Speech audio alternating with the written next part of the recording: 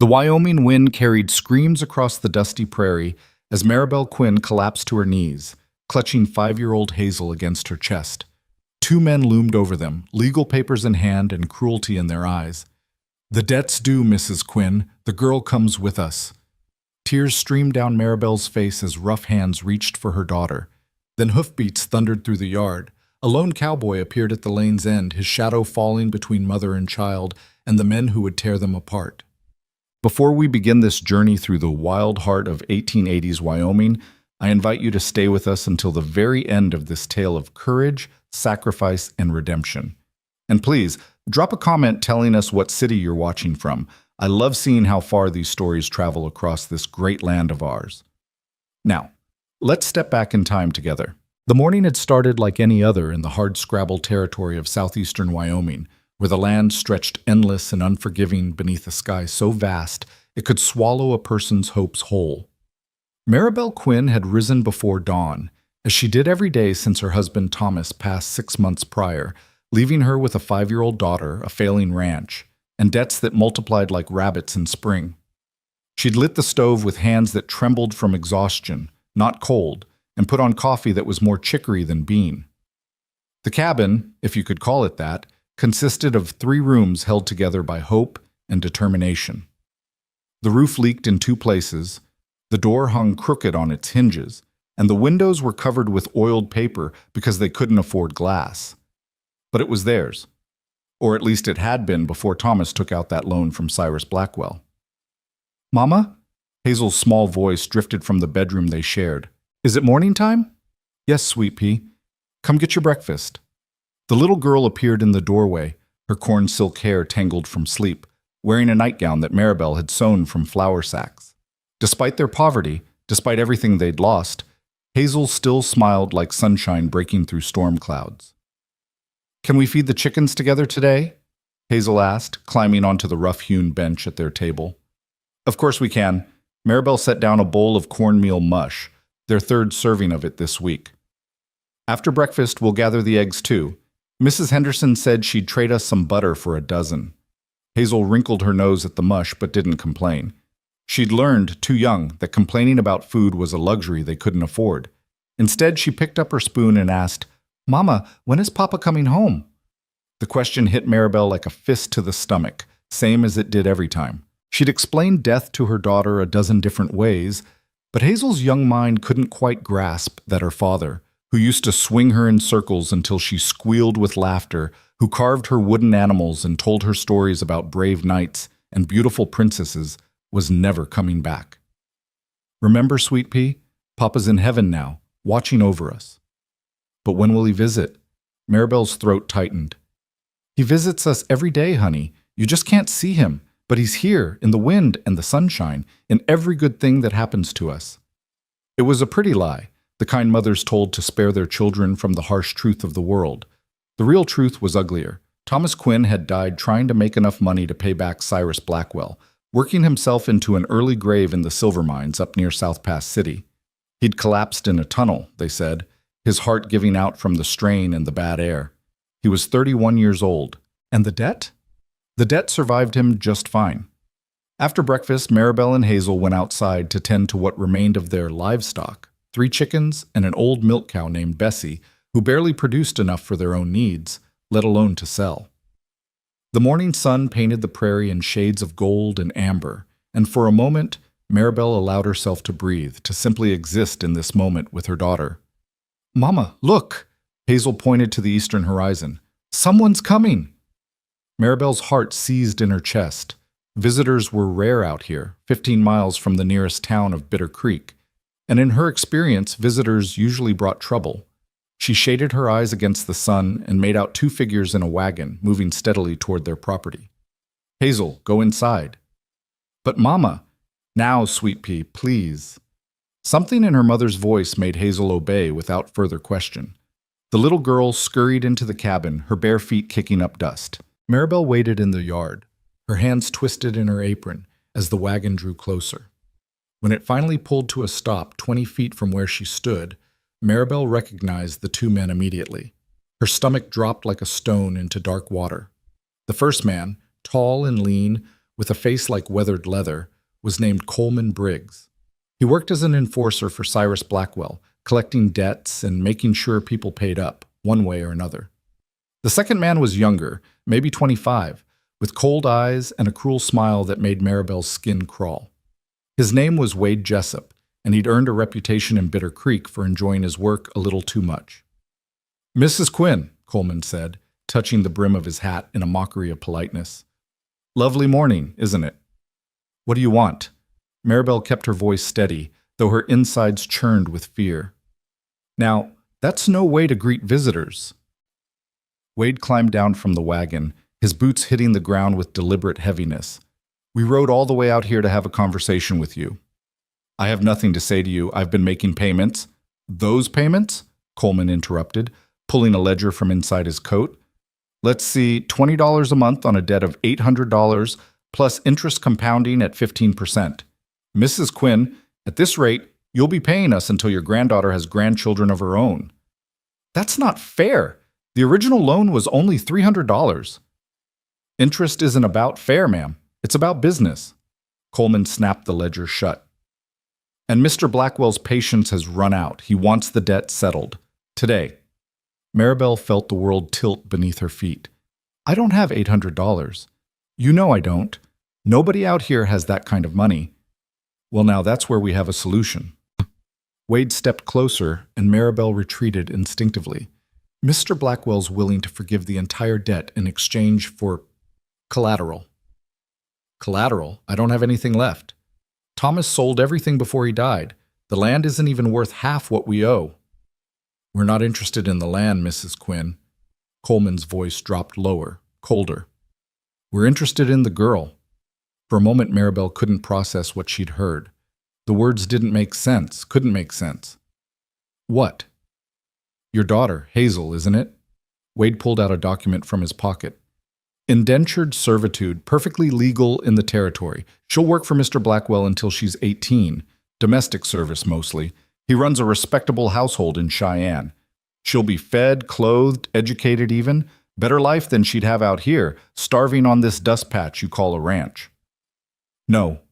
The word came out as a whisper first, then louder. "No, absolutely not."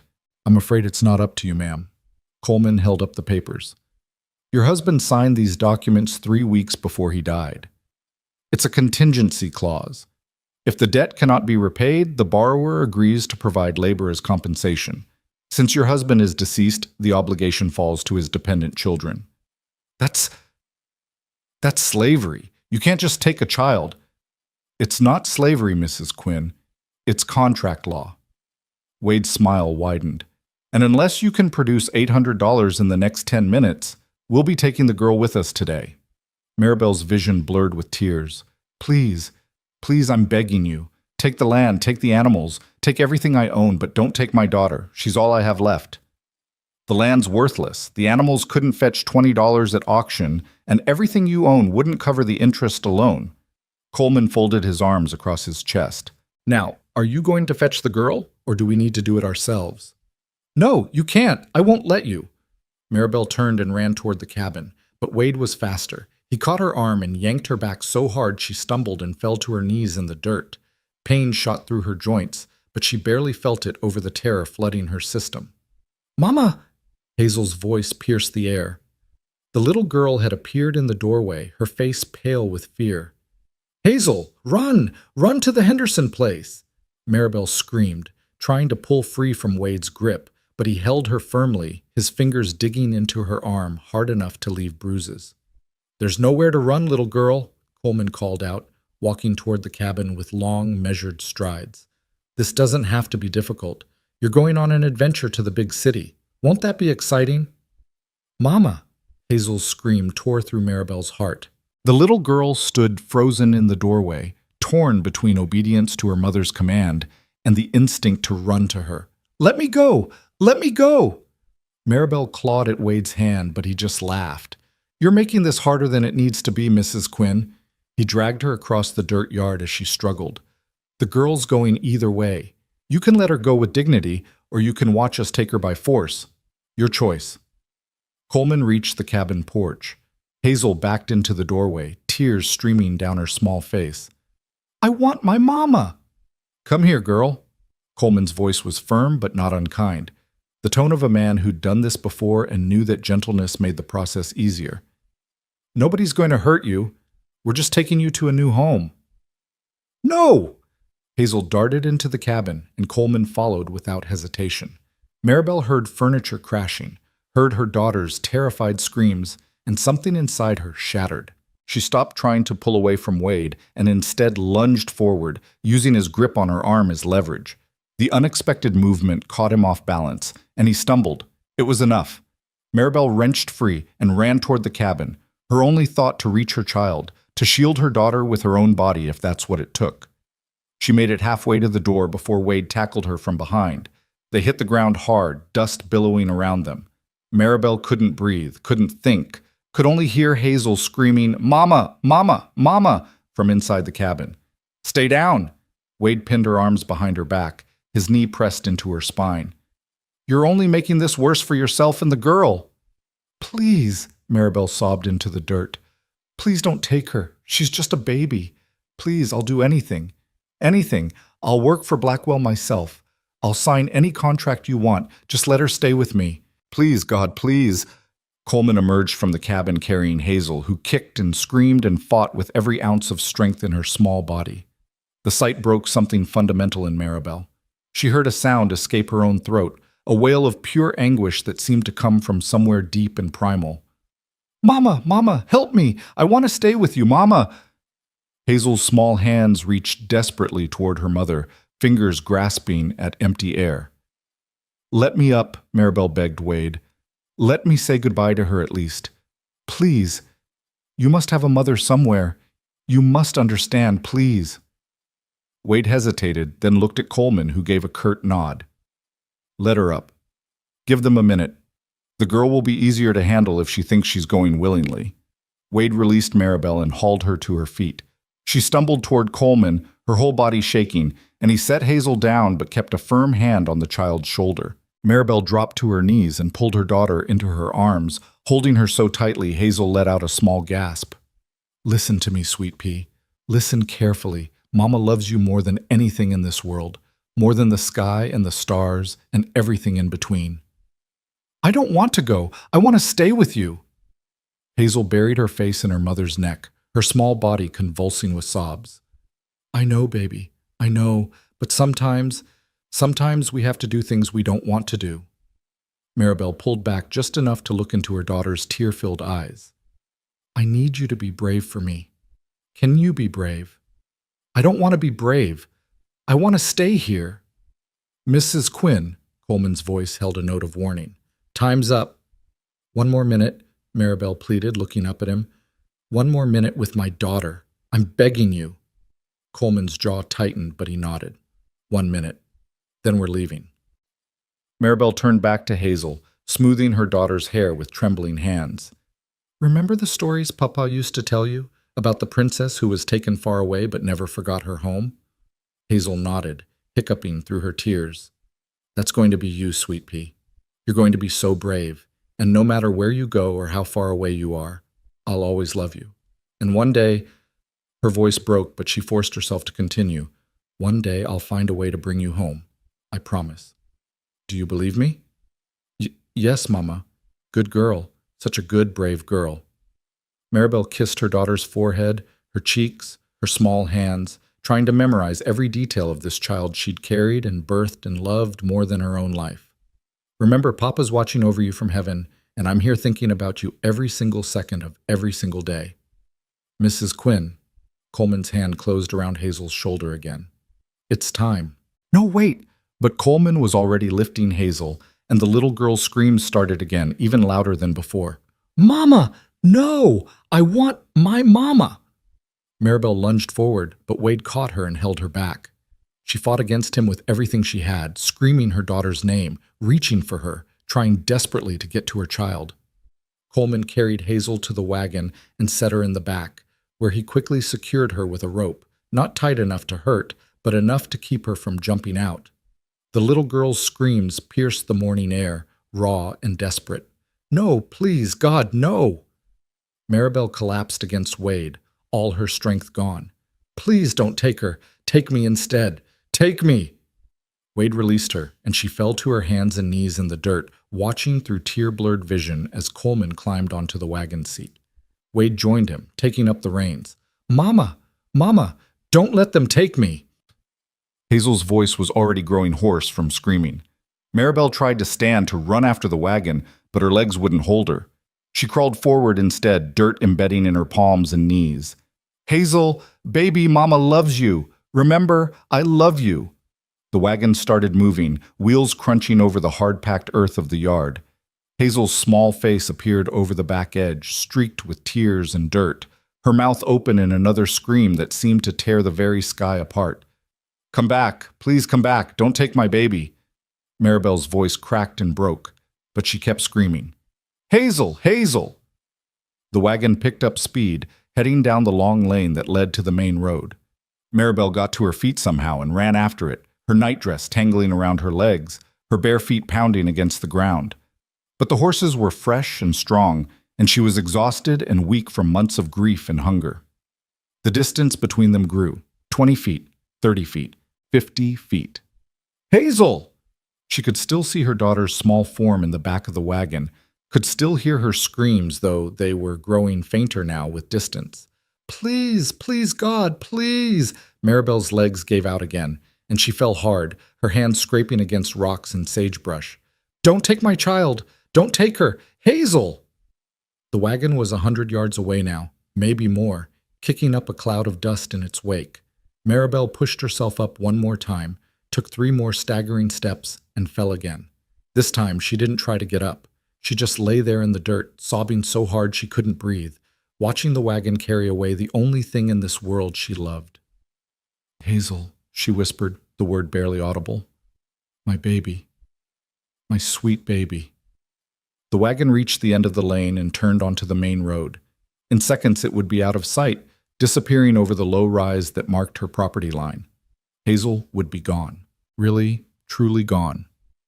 Maribel closed her eyes, unable to watch, and prayed for death to take her too. What was the point of living in a world without her daughter? What was the point of anything? Then she heard it. Hoofbeats. Not the slow, steady clip-clop of draft horses pulling a wagon, but the rapid thunder of a single horse moving fast, very fast. Maribel's eyes flew open.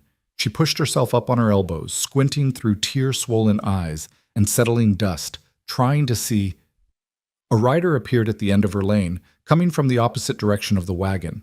He sat tall in the saddle, his hat pulled low against the sun, and he was riding hard, heading straight for the wagon that carried Hazel. "Help!" Maribel tried to call out, but her voice was gone, destroyed by screaming. She tried again, forcing the word past her raw throat. "Help! They took my daughter!" The rider couldn't have heard her from that distance, but something made him spur his horse even faster. He was going to intercept the wagon. She could see the trajectory now, see that if he maintained his speed and they maintained theirs, he'd reach them right about where they'd turned onto the road. Maribel staggered to her feet, her entire body shaking. She started walking, then limping, then running as best she could with bloody feet and exhausted legs. She had to get there, had to reach Hazel, had to. The rider reached the wagon just as Coleman noticed him and pulled back on the reins. The wagon lurched to a stop, and the rider positioned his horse directly across the road, blocking their path. Even from a distance, Maribel could see Coleman's mouth moving, could imagine the angry words, the commands to move aside. The rider didn't move. He just sat there on his horse, as immovable as the mountains themselves. Wade stood up in the wagon seat, and Maribel's heart seized. She'd seen him wear a gun, knew he wouldn't hesitate to use it if he felt threatened. But the rider simply raised one hand in a gesture that was half greeting, half warning, and said something that made Wade sit back down.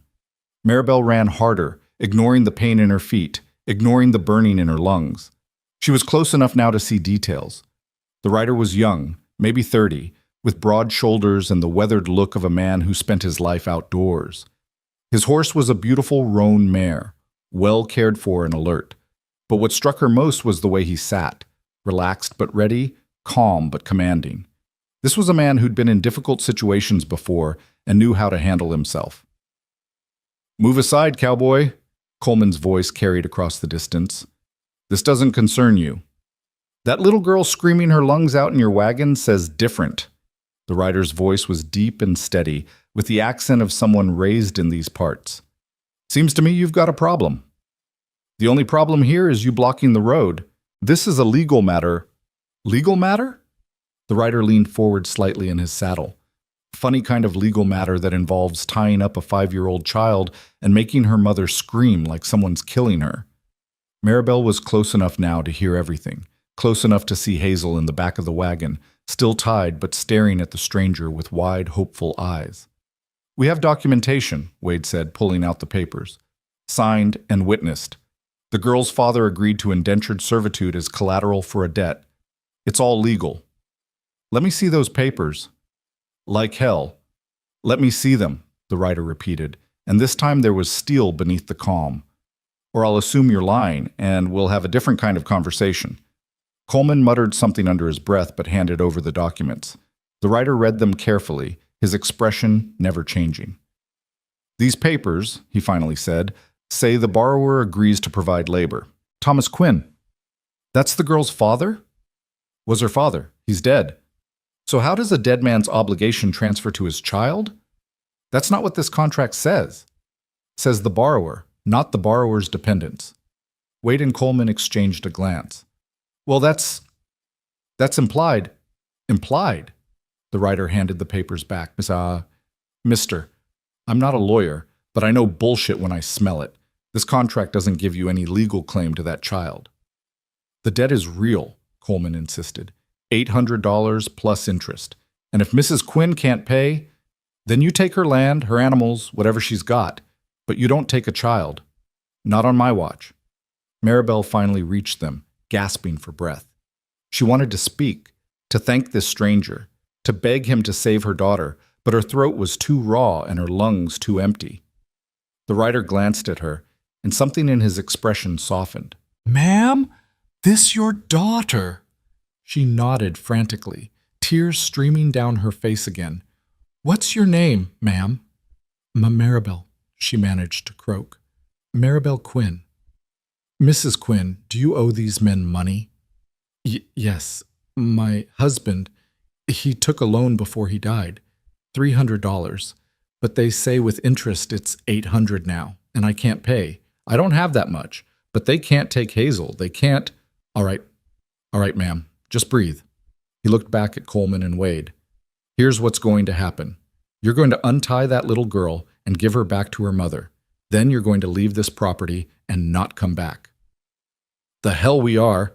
Wade's hand moved toward his belt, where his pistol rested in its holster. In a movement so fast Maribel almost missed it, the rider pulled his own gun, a well-worn Colt .45 that looked like it had seen plenty of use. He didn't point it at anyone, just held it casually across his saddle horn, but the message was clear. I wouldn't, he said quietly. I really wouldn't. Wade's hand froze, then slowly moved away from his weapon. Now, I'll ask you one more time, nice and polite. Untie the girl. We have legal rights, Coleman protested, but his voice had lost its certainty. Take it up with Sheriff Hollister in town. Tell him what you tried to do here today. See how legal he thinks it is. The rider's eyes narrowed. Or better yet, take it up with Judge Morrison. He's got a granddaughter about that age. I'm sure he'd love to hear how you plan to take a 5-year-old away from her mother over a debt that's probably based on fraudulent interest calculations. Maribel saw the moment Coleman realized he'd lost. His shoulders sagged slightly, and he nodded to Wade. Untie her. But Mr. Blackwell, I said untie her. Wade climbed into the back of the wagon, grumbling under his breath, and loosened the rope around Hazel. The moment she was free, the little girl scrambled toward the edge of the wagon bed. Hazel! Maribel rushed forward, her arms outstretched. The rider smoothly dismounted, his gun still in hand but pointed down, and lifted Hazel out of the wagon.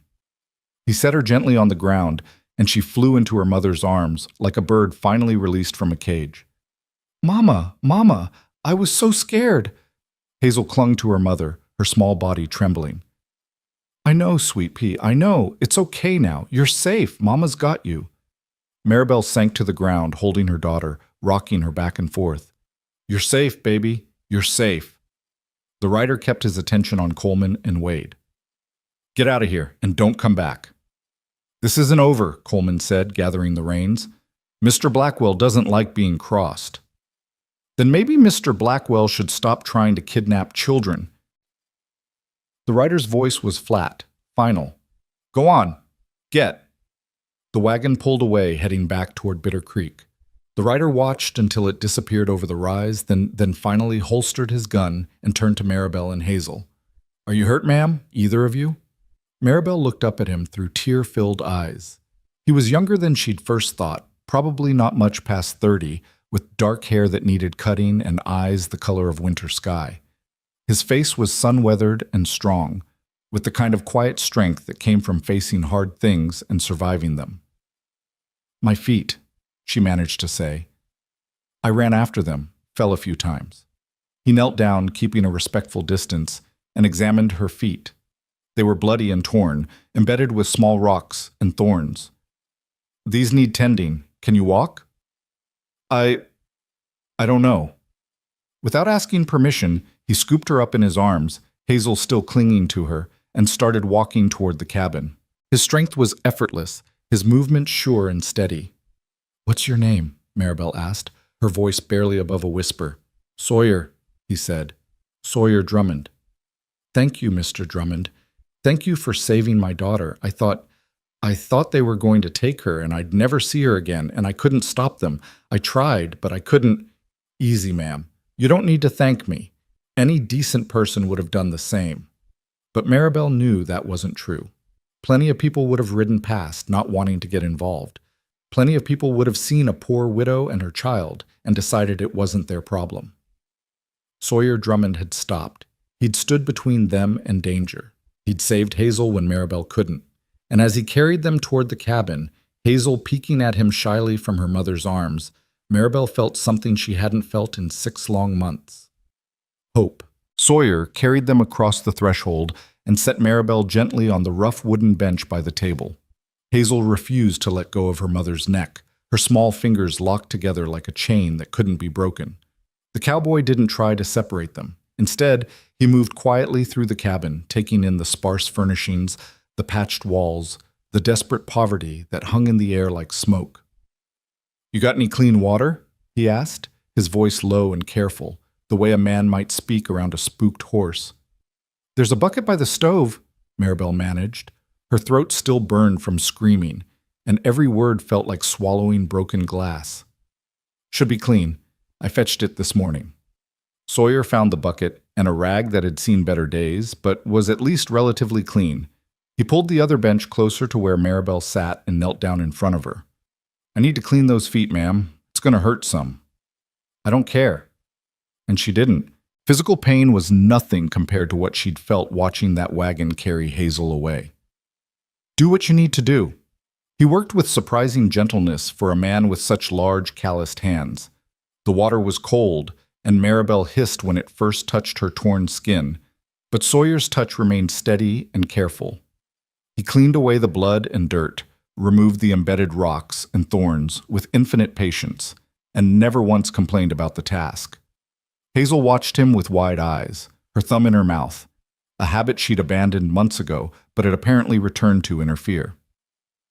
"Are you a good cowboy or a bad cowboy?" she asked around her thumb. A ghost of a smile touched Sawyer's mouth. "I try to be good, little miss. Don't always succeed, but I try. Bad cowboys took me away from Mama." "I know they did, but you're back now, safe and sound." "Will they come back?" The question was small and terrified. Sawyer paused in his work and looked directly at Hazel. "Not while I'm here, they won't, and I'm not planning on leaving for a bit. That all right with you?" Hazel nodded solemnly, then turned to her mother. "Mama, can the good cowboy stay?" "Sweet pea, Mr. Drummond has his own life. His own ranch, probably. We can't ask him to." "Actually, ma'am," Sawyer interrupted, returning his attention to her feet, "I don't have a ranch. I work for the Double R spread, about 10 miles north of here. But I'm between jobs at the moment. Boss gave me a week off after we finished the spring branding. So if you need help, I've got time." Maribel studied him more carefully now. He wore typical cowboy gear, worn denim pants, a faded blue shirt with the sleeves rolled to his elbows, scuffed boots that had seen hard use, and a hat that had protected his face from sun and rain for what looked like years. His gun belt was well oiled and cared for, the holster positioned for a quick draw. This was a man who knew how to handle himself in trouble. But there was something else too, something in his eyes that spoke of old sorrows carefully packed away. She recognized it because she saw the same thing in her own mirror every morning. "Why?" she asked bluntly. "Why would you help us? You don't know us. This isn't your problem." Sawyer was quiet for a long moment, wrapping her right foot with strips torn from the cleanest part of the rag. When he finally spoke, his voice was rough with something that might have been old pain. "Had a little sister once. Sarah. She'd be about your daughter's age now if she'd lived. Fever took her when she was 3. Took my whole family, actually, Ma, Pa, and Sarah, all in the same week." "I'm so sorry," Maribel whispered. "Was a long time ago, 10 years now." He started on her left foot. "But I remember how my ma fought that fever, stayed up for days trying to save them. Remember how she begged God and the doctor and anyone who'd listen to save her babies. And I remember being 16 years old and helpless, unable to do a damn thing but watch them die." He tied off the bandage and sat back on his heels.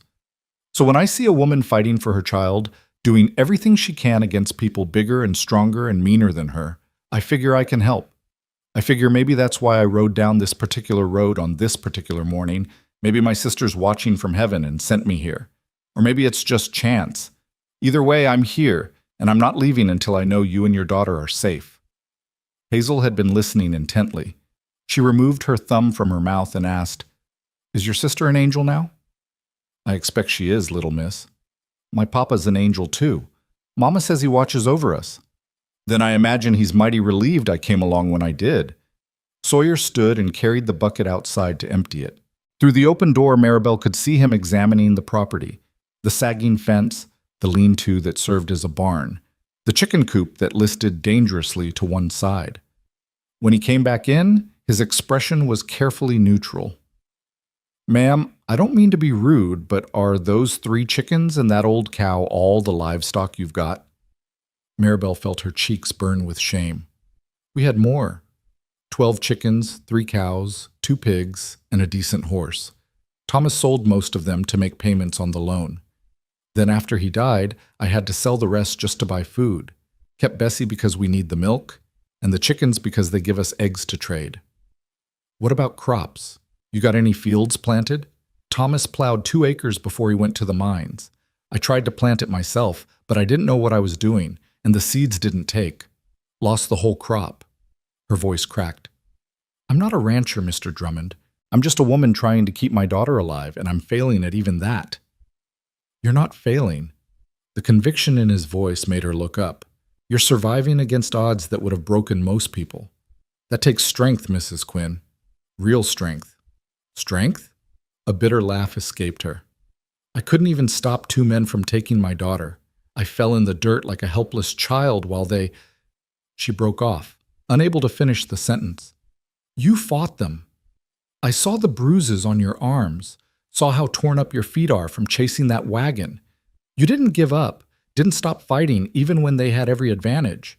That's not weakness, ma'am. That's courage." Tears burned in Maribel's eyes again, but these were different from before. These were tears of exhaustion and relief and the overwhelming feeling of being seen, truly seen, by another human being. "I was so scared," she whispered, "so scared I'd never get her back." "I know, but you did. She's right here, safe in your arms." Hazel had been quiet during this exchange, her head resting against her mother's shoulder. Now she stirred and said in a small voice, "Mama, I'm hungry." The simple statement drove home the reality of their situation. Maribel looked at the stove, at the pot of cornmeal mush that had gone cold hours ago. "I'll warm up breakfast, sweet pea." "Let me." Sawyer was already moving toward the stove. "You rest those feet. Where's your firewood?" "There's not much left. I've been using buffalo chips mostly." "I'll chop some fresh after we eat. You got any food besides cornmeal?" The shame was back, hot and heavy in Maribel's chest. "Some beans. A little salt pork, but I was saving that for Sunday dinner. And there's eggs from this morning. Beans and eggs sound good. I'll make enough for all of us. He set about building up the fire, moving with the easy efficiency of a man accustomed to taking care of himself. When's the last time you had a proper meal, ma'am? Maribel couldn't remember. Days? Weeks? She'd been giving most of her portions to Hazel, eating just enough to keep herself functioning. I eat fine. That's not what I asked. Sawyer glanced at her, and she saw he wasn't fooled for a second. You're thin as a rail, ma'am. Can't take care of your daughter if you don't take care of yourself. I do what I have to do. I know you do, but today you're going to sit there and let someone take care of you for a change. Can you do that?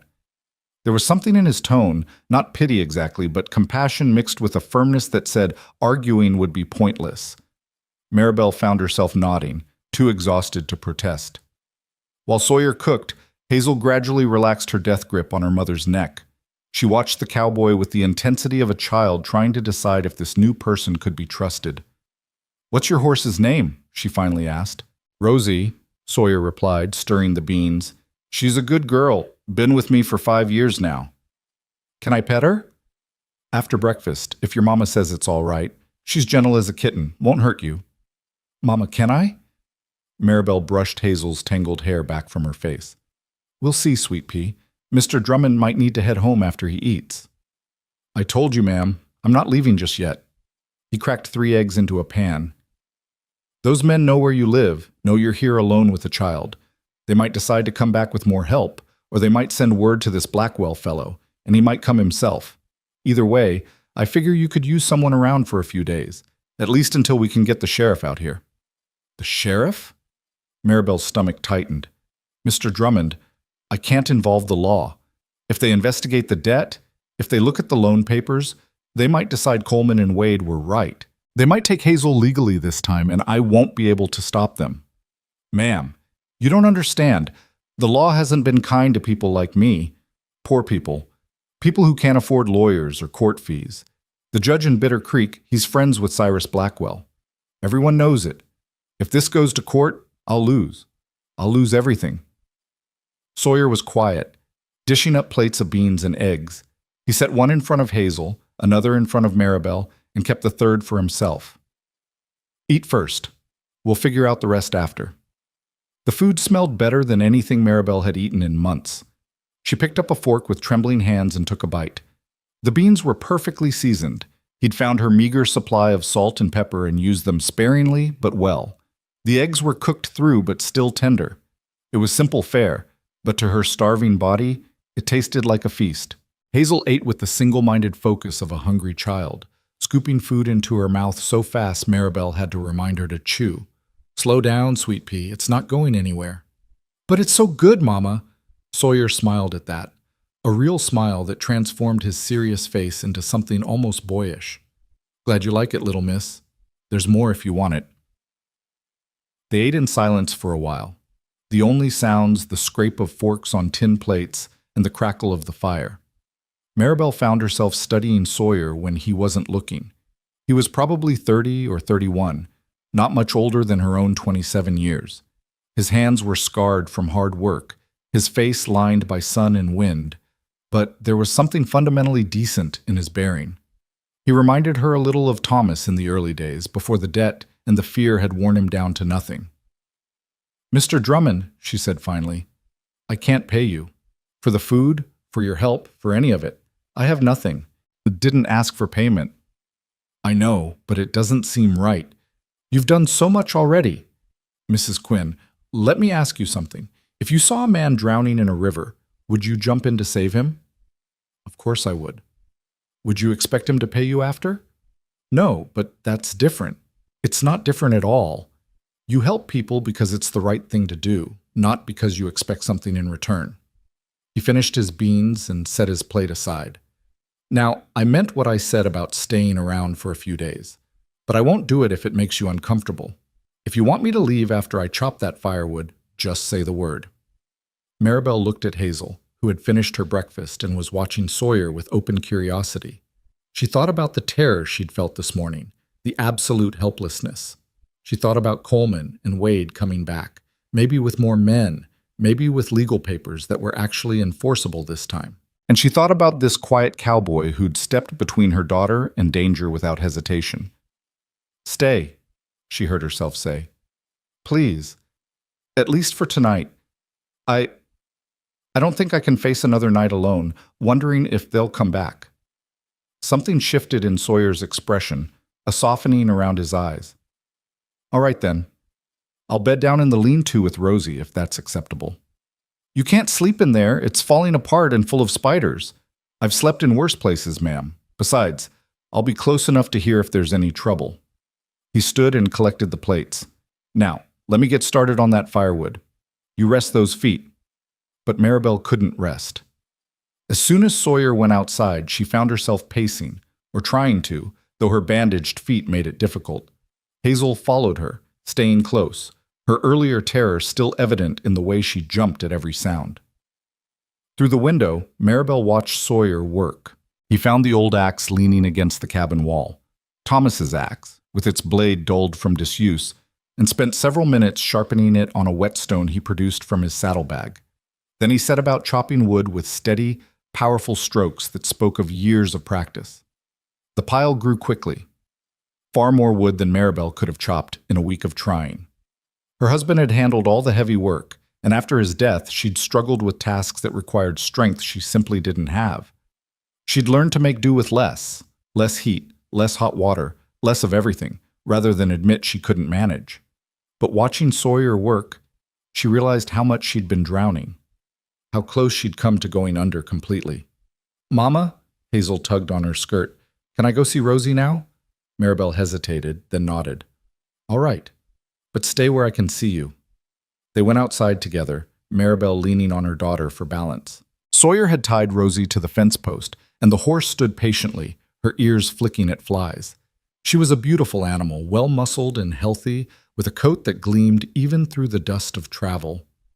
"Hello, girl," Hazel said shyly, reaching out one small hand. Rosie lowered her head and snuffled gently at the child's palm, making Hazel giggle. "She tickles." "She likes you," Sawyer called from where he was stacking wood.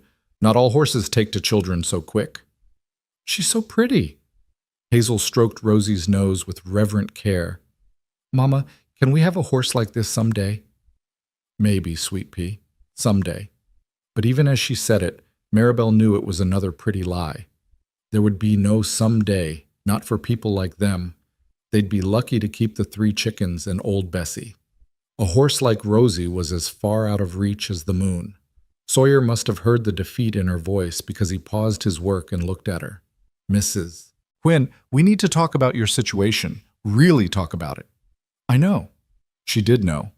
Avoiding the problem wouldn't make it go away. "Let me get Hazel settled inside first." "No, Mama." Hazel's grip on her skirt tightened. "I want to stay with you." "I'm not going anywhere, sweet pea. I'll be right here on the porch, where you can see me. But you need to go inside and play with your dolls for a bit while the grown-ups talk." "But, Hazel," Maribel crouched down, ignoring the pain in her feet. "I need you to be brave again. Can you do that for me?" The little girl's lip trembled, but she nodded. "I'll be brave." "That's my good girl. Now go on. We won't be long." Hazel trudged into the cabin, looking back every few steps to make sure her mother was still there. Only when she was inside, visible through the open door playing with the cornhusk doll Thomas had made her, did Maribel allow herself to turn to Sawyer. He'd stopped chopping and was leaning on the axe, watching her with those calm, assessing eyes. "How much do you really owe, Mrs. Quinn?" "I told you, $800 according to Coleman and Wade, but the original loan was only $300. Thomas borrowed it to buy seed and equipment, thinking he could make the ranch profitable. Instead," she gestured at the failing property around them. "Instead, nothing grew, the cattle got sick, and everything fell apart. He tried to make payments, but Blackwell kept adding interest and fees. Thomas said it was like trying to dig out of a hole while someone kept shoveling dirt back in. So he went to the mines. Yes, he thought if he could just make enough to pay off the loan, we could start over. But the work killed him." Her voice went flat, emotionless. "Doctor said his heart gave out from the strain, but I think it was hope that killed him. Hope running out, leaving nothing behind but tired. Sawyer was quiet for a moment. You have any proof of the original loan amount? Any papers? Thomas kept everything in a tin box under the bed. I haven't looked at it since he died. Couldn't bring myself to. Mind if I look now? She shook her head and led him inside. The tin box was exactly where it had always been, shoved into the far corner under the bed frame. She pulled it out, her hands trembling, and set it on the table. Inside were papers, neatly folded and organized because Thomas had always been particular about such things. Loan documents, receipts, letters. Sawyer spread them out and began reading with careful attention. Maribel watched his face as he worked through the papers. She saw his jaw tighten, saw a muscle jump in his cheek. "What?" she asked. "What is it?" "This loan," he held up the original document. "It was for $300, you're right about that. But the interest rate listed here is 5% annually, not 15. And look at this receipt. This payment your husband made 4 months ago? It was for $50, but the loan balance only decreased by 20. Where'd the other 30 go? Fees, they said. Administrative fees and penalties for late payment." "Late payment?" Sawyer's voice rose slightly. "This receipt is dated for the exact day the payment was due. There's nothing late about it." He kept reading, and with each document, his expression grew darker. "Mrs. Quinn, you're being robbed. This whole debt has been manufactured through false fees and fraudulent interest calculations. I'd bet my last dollar that if we added up all your husband's payments, you'd find he actually paid back the original 300+ legitimate interest. You probably don't owe Blackwell anything at all." Hope fluttered in Maribel's chest, painful and tentative. "Are you sure?" "I'm not a lawyer, but I've been around cattle deals and land contracts enough to know fraud when I see it. These papers prove it." He tapped the documents. "Question is, what do we do about it?" "I told you, we can't go to the sheriff. Maybe not the one in Bitter Creek, but there's a federal marshal up in Cheyenne. Name's Ben Hollister. Good man, honest as they come. I worked with him a few years back when there was trouble with rustlers hitting the double R. He doesn't care who you know or how much money you have. He cares about the law. Cheyenne's 3 days' ride from here. 2 days if you push it. I could be there and back in less than a week." "No!" The word came out sharper than Maribel intended. "No, I can't let you do that. You've already done too much, and if Blackwell finds out you're going to the marshal, he might—" She broke off, unable to voice her fear. "He might what? Come after me?" Sawyer's smile was grim. "Let him try." "You don't understand. Cyrus Blackwell isn't just a loan shark, he's dangerous. People who cross him have a habit of disappearing or having accidents. Thomas was terrified of him, and with good reason. Mrs. Quinn, and even if the marshal agrees to investigate, even if he arrests Blackwell and his men, what happens to me and Hazel in the meantime? We're still out here alone, still vulnerable. I can't protect her by myself. I couldn't protect her this morning." The admission cost her, made her feel small and useless. But it was the truth, and Sawyer deserved the truth after everything he'd done. He was quiet for a long moment, studying her face. "What if you weren't alone?" "What do you mean?" "I mean, what if I stayed here? Not just for a few days, but until this whole mess is sorted out. I could work the ranch, fix what needs fixing, make sure you and Hazel are safe." Maribel stared at him. You do that? Stay here with strangers, work for no pay, risk making an enemy of Cyrus Blackwell? Why?" "Because it's the right thing to do." "That's not enough of a reason to upend your life." "Isn't it?" He leaned back in his chair. "Mrs. Quinn, I've been drifting for 10 years now, ever since my family died. Working one ranch, then another, never staying long, never putting down roots. It's a lonely way to live. Maybe it's time I stopped drifting. Maybe helping you and your daughter is exactly what I need to be doing. But the double R, your job, the foreman's a friend. He'll understand. And if he doesn't, well, there's always work for a decent cowhand somewhere else." Maribel shook her head, overwhelmed.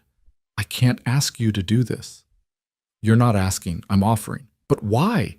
You don't even know us." Sawyer's expression softened. "I know you're a mother fighting to protect her child. I know you're stronger than you think you are. And I know that sometimes God, or fate, or whatever you want to call it, puts people in our path for a reason. Maybe I'm supposed to be here, Mrs. Quinn. Maybe this is where I finally stop drifting and start living again. Through the doorway, they could hear Hazel singing softly to her doll, a made-up song about angels and horses and brave cowboys. The sound of her voice, innocent and trusting, made Maribel's decision for her. "All right," she whispered. "All right, if you're sure." "I'm sure. But I insist on paying you something. I can't pay much, but room and board is payment enough. And Mrs. Quinn?" He waited until she met his eyes. "You can call me Sawyer. I think we're past formalities now, don't you?" A smile tugged at her lips, the first genuine smile she'd felt in months. "Only if you call me Maribel." "Maribel it is." They shook hands across the table, sealing an agreement that felt somehow like the beginning of something important, something that might, possibly, save them all. Outside, the Wyoming wind continued its eternal song across the prairie. But inside the cabin, for the first time since Thomas died, Maribel Quinn felt something that had been absent for far too long. She felt safe. The afternoon sun climbed higher as Sawyer set to work transforming the failing ranch into something that might actually sustain life. Maribel watched from the porch, her bandaged feet propped up on an overturned crate, as he moved from task to task with the kind of methodical efficiency that came from years of ranch work. He started with the chicken coop, reinforcing the sagging walls with wood scraps he found around the property, hammering in nails with sure, steady strikes that echoed across the empty prairie. Hazel sat beside her mother, still clutching her corn-husk doll, her eyes never leaving the cowboy for more than a few seconds at a time. The morning's terror had left its mark. She jumped at loud noises and refused to go more than a few feet from Maribel's side. But there was something else in her expression too, a cautious fascination with this stranger who'd saved her. "Mama?" she whispered. "Is he really going to stay?"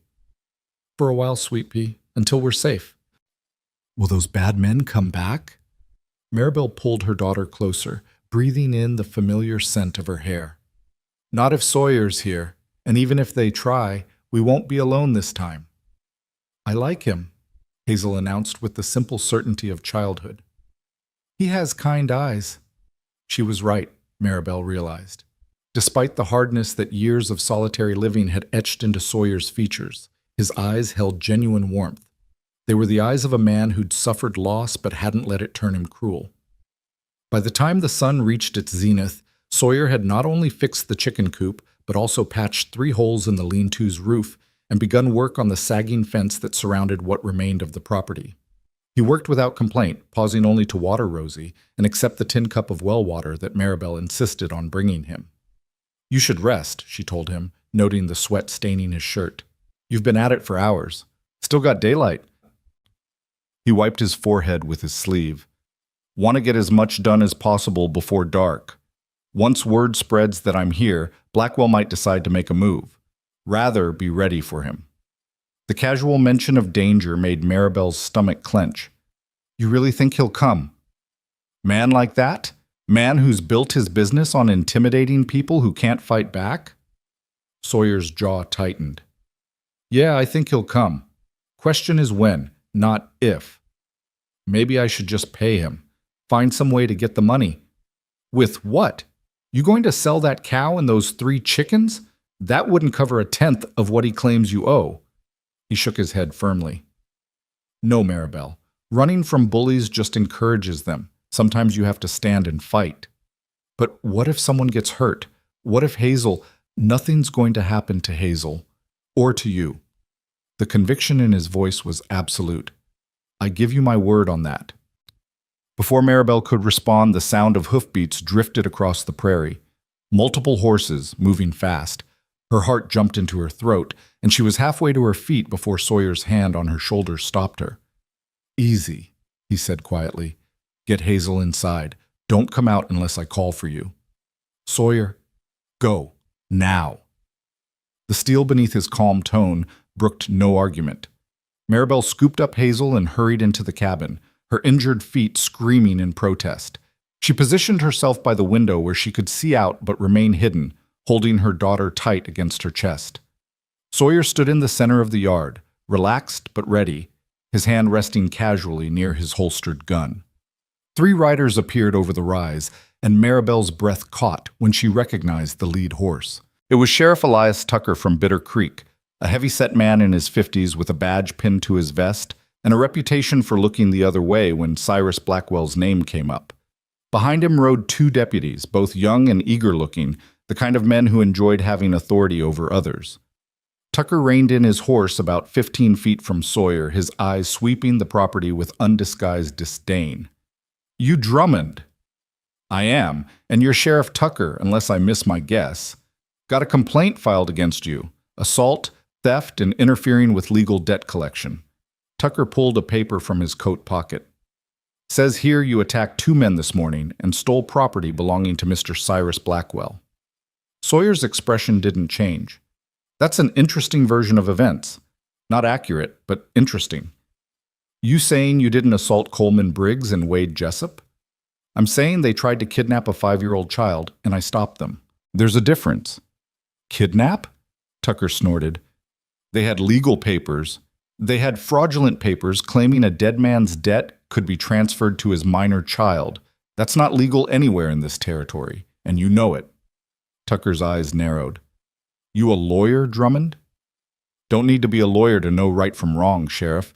And what those men tried to do this morning was wrong." "That's not for you to decide. Mrs. Quinn has debts that need settling." "Mrs. Quinn has been robbed," Sawyer interrupted, his voice hardening. "I've seen the loan papers. The interest calculations are fraudulent, the fees are invented, and I'd wager that if you actually investigated instead of taking Blackwell's word as gospel, you'd find she doesn't owe him a cent." One of the deputies shifted in his saddle, hand moving toward his gun.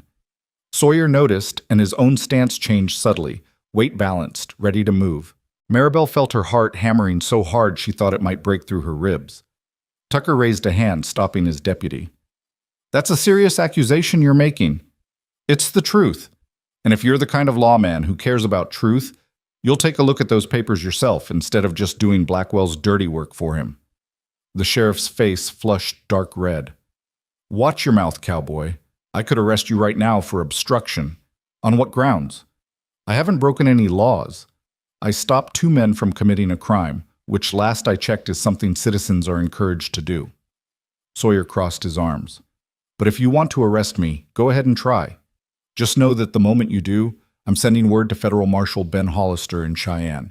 He and I go back a ways, and he takes a real dim view of corrupt local officials." Tucker's jaw worked like he was chewing something bitter. The mention of a federal marshal had clearly rattled him. "Hollister's got no jurisdiction here." "Fraud crosses county lines, Sheriff. Makes it federal business." Sawyer's smile was cold. "So maybe before you ride out here throwing accusations around, you ought to ask yourself if Cyrus Blackwell's friendship is worth risking a federal investigation." The silence stretched taut as a wire. Maribel held her breath, felt Hazel trembling against her chest.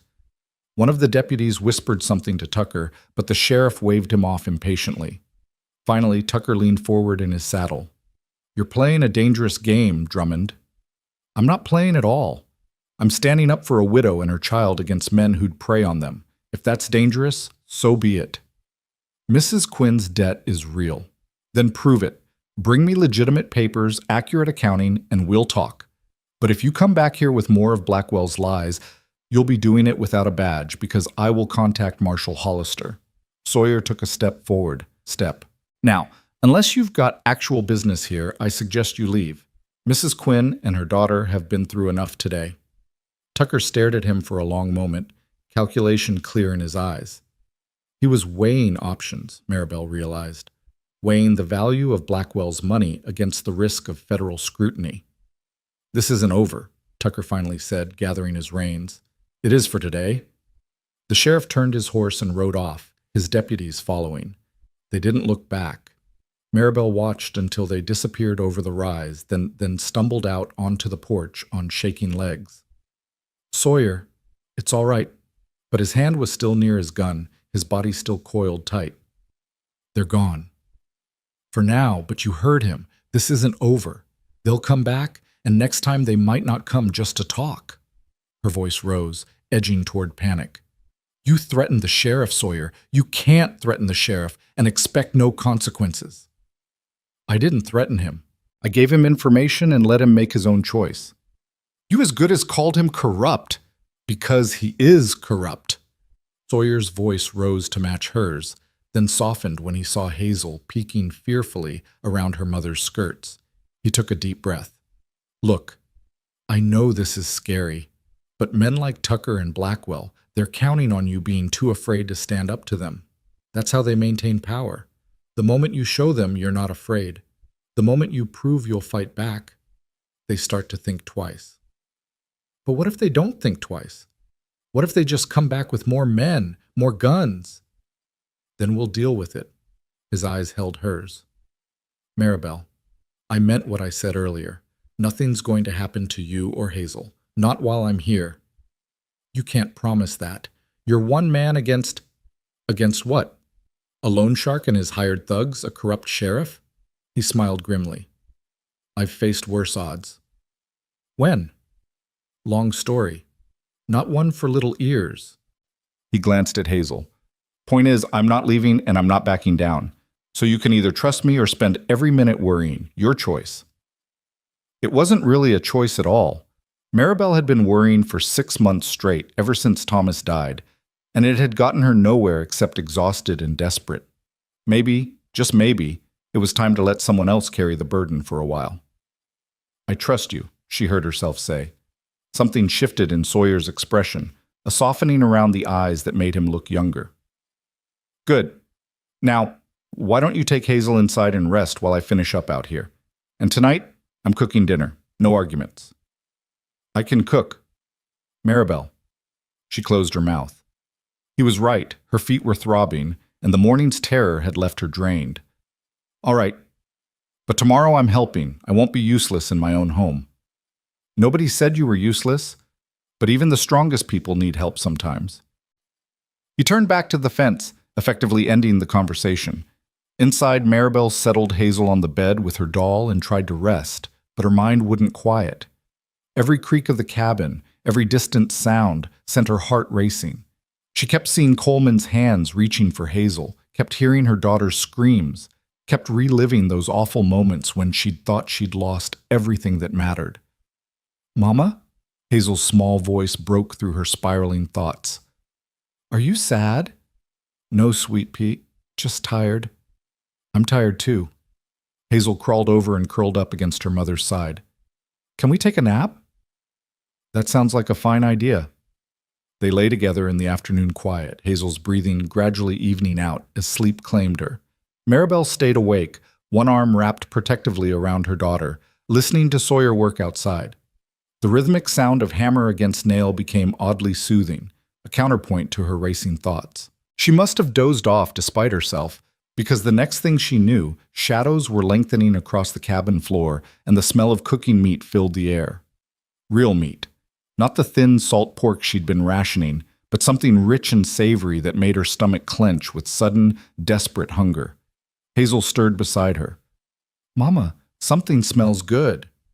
They emerged from the cabin to find Sawyer tending a fire he'd built in the yard, cooking what looked like rabbit on a makeshift spit.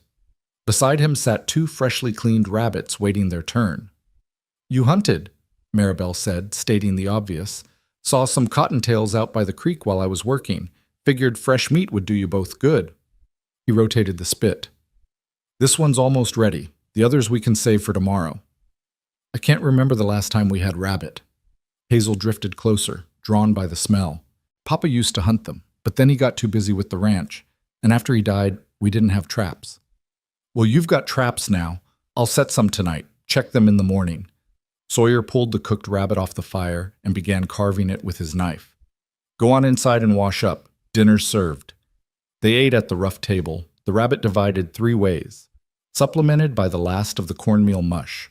The meat was perfectly cooked, tender and flavorful, and Maribel had to force herself to eat slowly when every instinct screamed at her to gulp it down before it disappeared. Hazel had no such restraint. She gnawed on her portion with single-minded intensity, grease shining on her chin, her eyes bright with pleasure. This is the best thing I ever ate. Better than your mama's cooking? Sawyer asked with a smile. Mama's cooking is good too, Hazel said loyally, But we haven't had meat in so long, and this is so yummy. Maribel felt tears prick her eyes. Her daughter shouldn't have to treat a simple rabbit dinner like a feast. Children should have enough to eat, should have meat and vegetables and bread, should never know the gnawing emptiness of constant hunger. Thank you, she whispered to Sawyer, for all of this. Just doing what needs doing. But his voice was gentle. Tomorrow I'll ride into town, pick up some supplies. Flour, beans, maybe some sugar if the store's got it. I told you I can't pay. I've got money saved. Been working for 5 years without much to spend it on. Might as well put it to good use. Sawyer, I can't let you... Maribel. He set down his knife and looked at her directly. You can, and you will. This isn't charity. This is what people do. They help each other. When you're back on your feet, you can pay me back if you want, or you can help someone else who needs it. That's how it works. She wanted to argue, wanted to maintain some shred of pride, but the truth was her daughter needed food, and she had no way to provide it. Sometimes survival meant swallowing your pride. All right, she said quietly, but I will pay you back somehow. Fair enough. He returned his attention to his food. Now eat up before it gets cold. After dinner, Sawyer insisted on cleaning up while Maribel put Hazel to bed. The little girl fought sleep, her eyes drooping shut, then snapping open again, as if afraid that closing them might make everything disappear. The good cowboy, the full belly, the feeling of safety. Shh, Maribel soothed, stroking her daughter's hair. I'm right here, sweet pea. Nothing's going to hurt you. Promise? I promise. And Sawyer will stay? For now, yes. Forever? Maribel's throat tightened. I don't know about forever, honey, but for as long as we need him. Hazel's eyes finally closed, her breathing deepening into sleep. Maribel stayed beside her for a long while, watching the rise and fall of her small chest, thanking God or fate or whatever force had sent Sawyer Drummond down their road at exactly the right moment. When she finally emerged from the cabin, full darkness had fallen. Sawyer had built up the fire and was sitting beside it, whittling a piece of wood with his knife. The firelight played across his features, casting his face in warm shadows. She asleep? He asked without looking up. Finally, I think the excitement caught up with her. Maribel lowered herself carefully onto a log he'd dragged over to serve as a bench, grateful to be off her feet.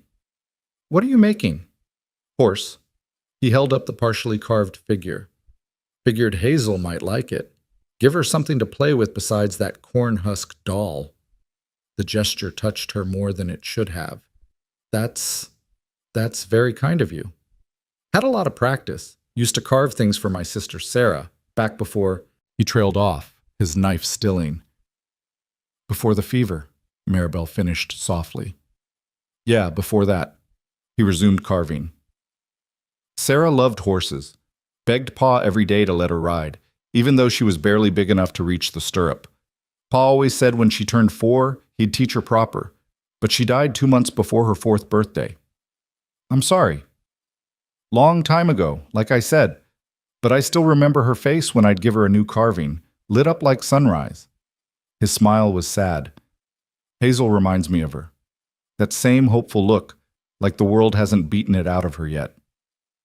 I'm trying to make sure it doesn't, but some days... Maribel's voice cracked. Some days, I don't know if I'm strong enough. You're stronger than you know. You survived Thomas's death, survived these months alone, survived this morning. That takes real strength, Maribel. It doesn't feel like strength. It feels like barely hanging on. Sometimes that's what strength looks like. Not some grand gesture, but just getting through one more day, one more hour, one more minute. He set down the carving and met her eyes across the fire. You've been doing that for months now, all by yourself. That's nothing to be ashamed of. The firelight caught the silver in his hair at the temples, made his eyes seem darker. He was younger than she'd first thought, probably not even 35. But life had marked him the way it marked everyone who lived out here on the edge of civilization, with lines and scars and a weathered toughness that came from facing hardship head on. Can I ask you something? She said. Anything? Why did you really stop this morning? And don't tell me it's just because Hazel reminds you of your sister. There's more to it than that. Sawyer was quiet for a long moment, his eyes fixed on the fire. When he finally spoke, his voice was low. After my family died, I was lost, angry, spent years drifting, working one ranch after another, never staying anywhere long because I didn't want to care about anyone or anything, didn't want to risk losing people again. That sounds lonely. It was. Is. He picked up a stick and poked at the fire, sending sparks spiraling into the night sky. But a few months back, I was working a drive up near the Montana border. We came across a homestead that had been burned out, Sioux raiders, or maybe just thieves, we never knew for sure. The family was gone, probably taken or killed, but their dog was still there. Half-starved, wounded, but still guarding the property like his people might come back any minute. What did you do? Nothing. Boss said we didn't have time to deal with a wounded animal, told us to shoot it and move on. And I almost did. Had my rifle raised, finger on the trigger. But then that dog looked at me and I saw... He paused. I saw myself. Saw what I'd become, empty and mean and alone, just waiting for someone to put me out of my misery. Did you shoot it? No, nursed it back to health instead, took it with me when the drive ended, named him Lucky. A small smile crossed his face. He's at the Double R right now, probably driving the foreman crazy. Point is, that dog reminded me that there's more to life than just surviving. That sometimes you have to fight, not just for yourself, but for someone who can't fight for themselves. He looked at her then, and in his eyes she saw understanding, connection, a shared knowledge of what it meant to lose everything and still keep breathing. So when I heard your daughter screaming this morning, he continued, when I saw those men trying to take her while you fought with everything you had, I couldn't just ride past. Wouldn't have been able to live with myself if I had. Maribel's throat was tight with emotion. You saved her. You saved us both. Maybe, or maybe you saved me. He returned his attention to the wooden horse, his knife moving in smooth, practiced strokes. Maybe we saved each other. They sat in comfortable silence after that, listening to the fire crackle and the night sounds of the prairie, the distant howl of a coyote, the rustle of wind through sagebrush, the endless song of crickets. Above them, stars wheeled across a sky so vast and clear it seemed impossible that anything bad could exist in the world. But bad things did exist.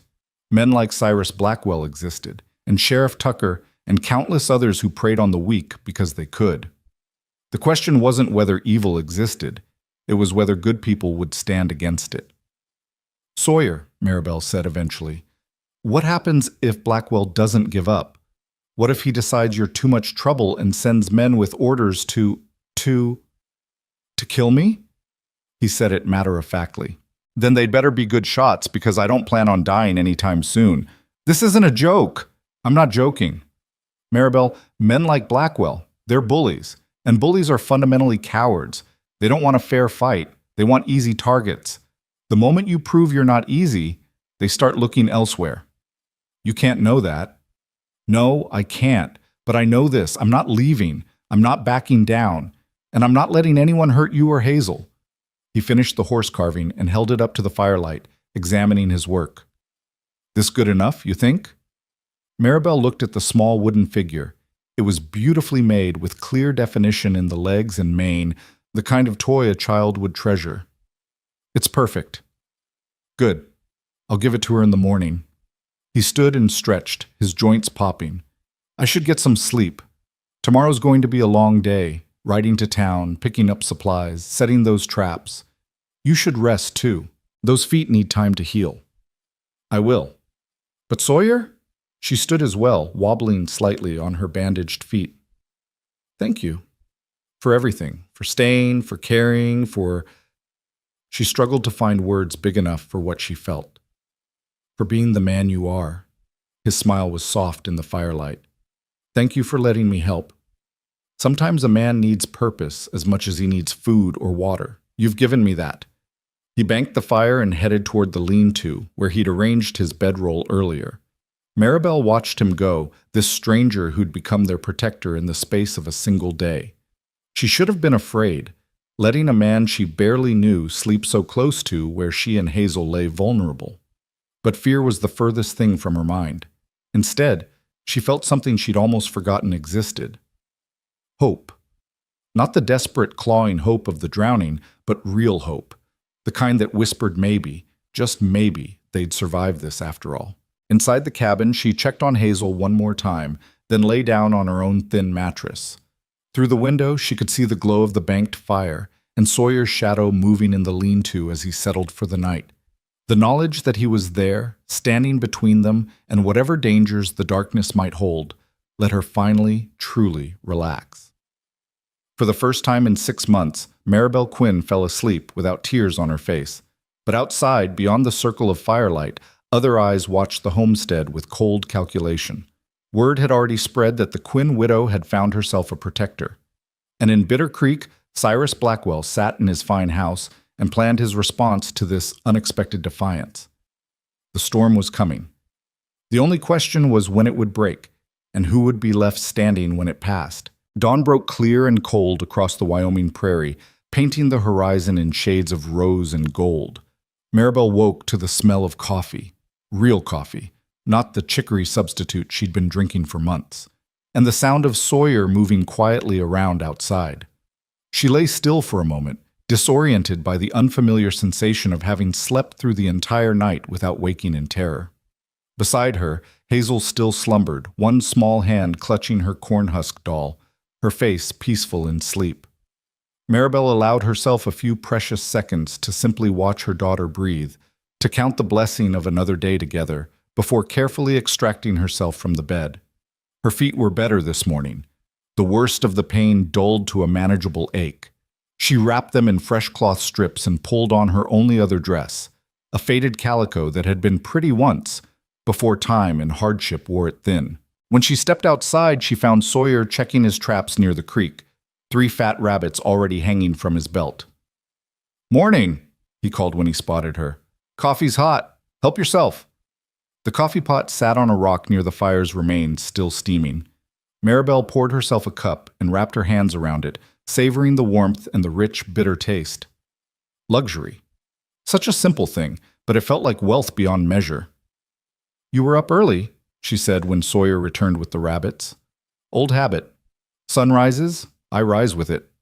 He began the work of cleaning his catch with practiced efficiency. "Figured I'd get the hunting done before I ride into town. These'll keep you and Hazel fed while I'm gone." "How long will you be away?" "Most of the day, probably. Bitter Creek's a good 2 hours each way, and I want to be thorough about supplies." He paused in his work. "You'll be all right here alone?" "We've been alone for months." "Oh, that was before Blackwell knew someone was standing with you. He might send men while I'm gone, test your defenses." Fear flickered in Maribel's chest, but she pushed it down. "Then I'll deal with it if it happens. I'm not completely helpless, Sawyer. Thomas taught me to shoot before he died." "You have a gun?" "Old rifle. Hasn't been fired in a year, but it should still work." She hesitated. "Thomas took it to the mines with him for protection on the journey. When they brought his body back, the rifle came with it. I've kept it loaded ever since, just in case." Sawyer nodded slowly. "Good. That's good. But I want you to promise me something. If anyone comes, anyone at all, you take Hazel and you run. Don't try to fight, don't try to negotiate, just run." "Run where?" "We're 15 miles from town, and I don't have a horse." "Run to the Henderson place. It's only 3 miles east. They're good people. They'll help you." He met her eyes. "Promise me, Maribel. Your pride isn't worth your life or Hazel's." She wanted to argue, to insist she could defend her own home, but the memory of yesterday's helplessness was too fresh. "I promise." "All right, then." He finished with the rabbits and carried them to the cabin. "I'll leave after breakfast. Should be back before sunset." Hazel woke as they were cooking the morning meal, eggs from the chickens and some of the rabbit meat, fried up with the last precious pinch of salt. The little girl's face lit up when she saw Sawyer, and she ran to him without hesitation, clearly having decided overnight that he was safe. "Did you make me something?" she asked, remembering his whittling from the night before. Sawyer pulled the wooden horse from his pocket and handed it to her. "Thought you might like this." Hazel's squeal of delight was so pure and joyful it brought tears to Maribel's eyes. The child clutched the carved figure to her chest like it was made of gold. "It's beautiful. Look, Mama, look what Sawyer made me. I see, Sweet Pea. That was very kind of him. Thank you, thank you, thank you. Hazel threw her arms around Sawyer's leg, the highest point she could reach, and hugged him fiercely. You're the best cowboy in the whole world. Something crossed Sawyer's face, a flash of such raw emotion that Maribel had to look away. He cleared his throat roughly and patted Hazel's head with gentle awkwardness. You're welcome, little miss. Now go wash up for breakfast. They ate together in the early morning light, and for a brief, perfect moment, they felt almost like a family. The illusion was bittersweet. Maribel knew it couldn't last, knew that Sawyer would eventually leave and they'd be alone again.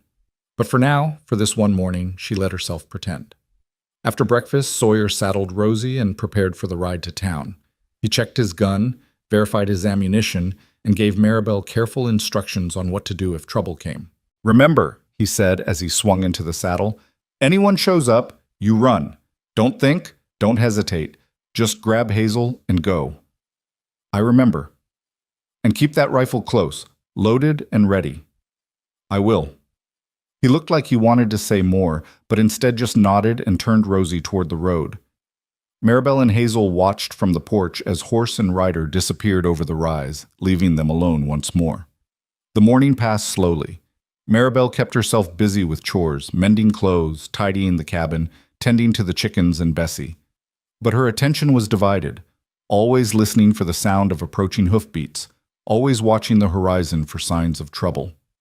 Hazel played quietly with her new wooden horse, creating elaborate stories about brave horses and magical adventures. The toy had given her something precious, a sense of normalcy, a reminder that good things still existed in the world.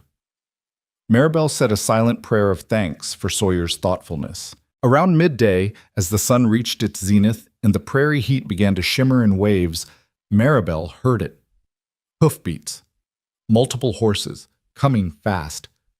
Her heart seized. She grabbed the rifle from where it leaned against the cabin wall and called to Hazel. Sweet Pea, come inside, now! The urgency in her voice sent Hazel scrambling. Is it the bad men? I don't know. But we need to be ready. Maribel positioned herself by the window, rifle at the ready, mind racing through her options. Run, Sawyer had said. But what if she couldn't make it? What if they were already too close? 3 riders crested the rise, and Maribel's blood ran cold. She recognized 2 of them, Coleman Briggs and Wade Jessup, the men who'd tried to take Hazel yesterday. The third man was older, probably in his 50s, with silver hair and expensive clothes that marked him as someone with money and power. Cyrus Blackwell. It had to be. They rode straight into the yard with the confidence of men who expected no resistance. Blackwell dismounted first, smoothing his vest with manicured hands that had never known a day of hard labor. He was handsome in a cold, calculated way, with the kind of smile that never reached his eyes. Mrs. Quinn, he called out pleasantly, as if they were neighbors meeting at a church social. Might I have a word? Maribel kept the rifle pointed at the ground, but visible. Her hands trembled, but she forced her voice steady. You're not welcome here, Mr. Blackwell. Leave my property. Now, is that any way to greet a visitor? I've come all this way to speak with you about your unfortunate situation. He took a step closer, and Maribel raised the rifle slightly. Blackwell stopped, hands raised in mock surrender. Easy, Mrs. Quinn. I mean you no harm. In fact, I've come with a generous offer. I'm not interested in anything you have to say. Not even if it clears your debt entirely? Wipes the slate clean? Gives you a fresh start? His smile widened. Surely that's worth hearing out. Against her better judgment, curiosity won. What kind of offer? Simple, really. Sign over the deed to this property, and I'll forgive the entire debt. $800, gone like smoke. You and your daughter can walk away free and clear, start over somewhere else. This land isn't worth $800. You know that. Perhaps not to you, but I have plans for this area, and your property sits right in the middle of them, so I'm willing to be generous. He pulled papers from his coat. Sign here, and your troubles are over. And where exactly are Hazel and I supposed to go? This is our home. I'm sure you'll figure something out, a resourceful woman like yourself. Blackwell's tone remained pleasant, but his eyes had gone flat and hard. The alternative is far less pleasant, I'm afraid. If you don't sign, I'll have the sheriff evict you for non-payment. You'll lose the property anyway, and you'll still owe the debt. At least this way you leave with nothing hanging over your head. The debt is fraudulent. I've seen the papers. The interest rates don't match. The fees are invented.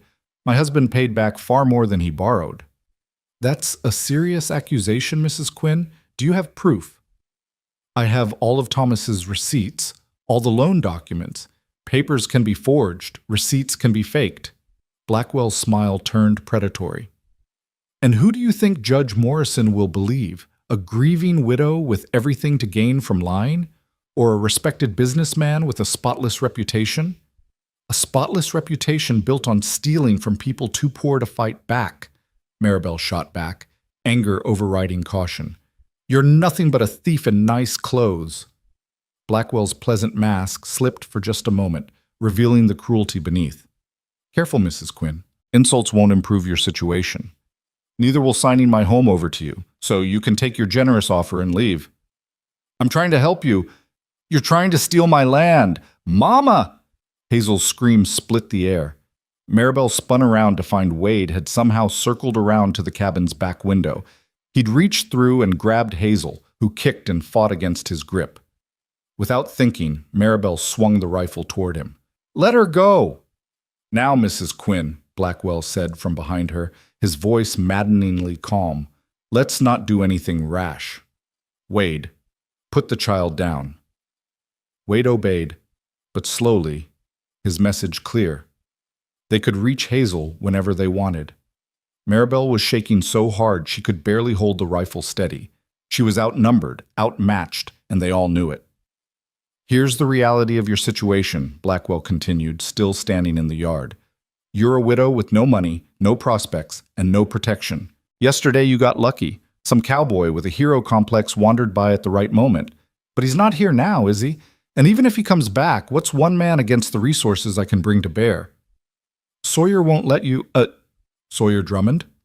Blackwell laughed. I know all about Mr. Drummond, orphan, drifter, hired hand, no property, no connections, no future. You've tied your hopes to a man with nothing, Mrs. Quinn. How do you think that will end? Better than tying myself to you. Such spirit, I admire that, truly. But spirit doesn't fill empty bellies or keep roofs from leaking. Be practical. He held up the papers again. Sign over the property, take your daughter, and go somewhere you can actually build a life. Staying here is slow suicide. Get off my land!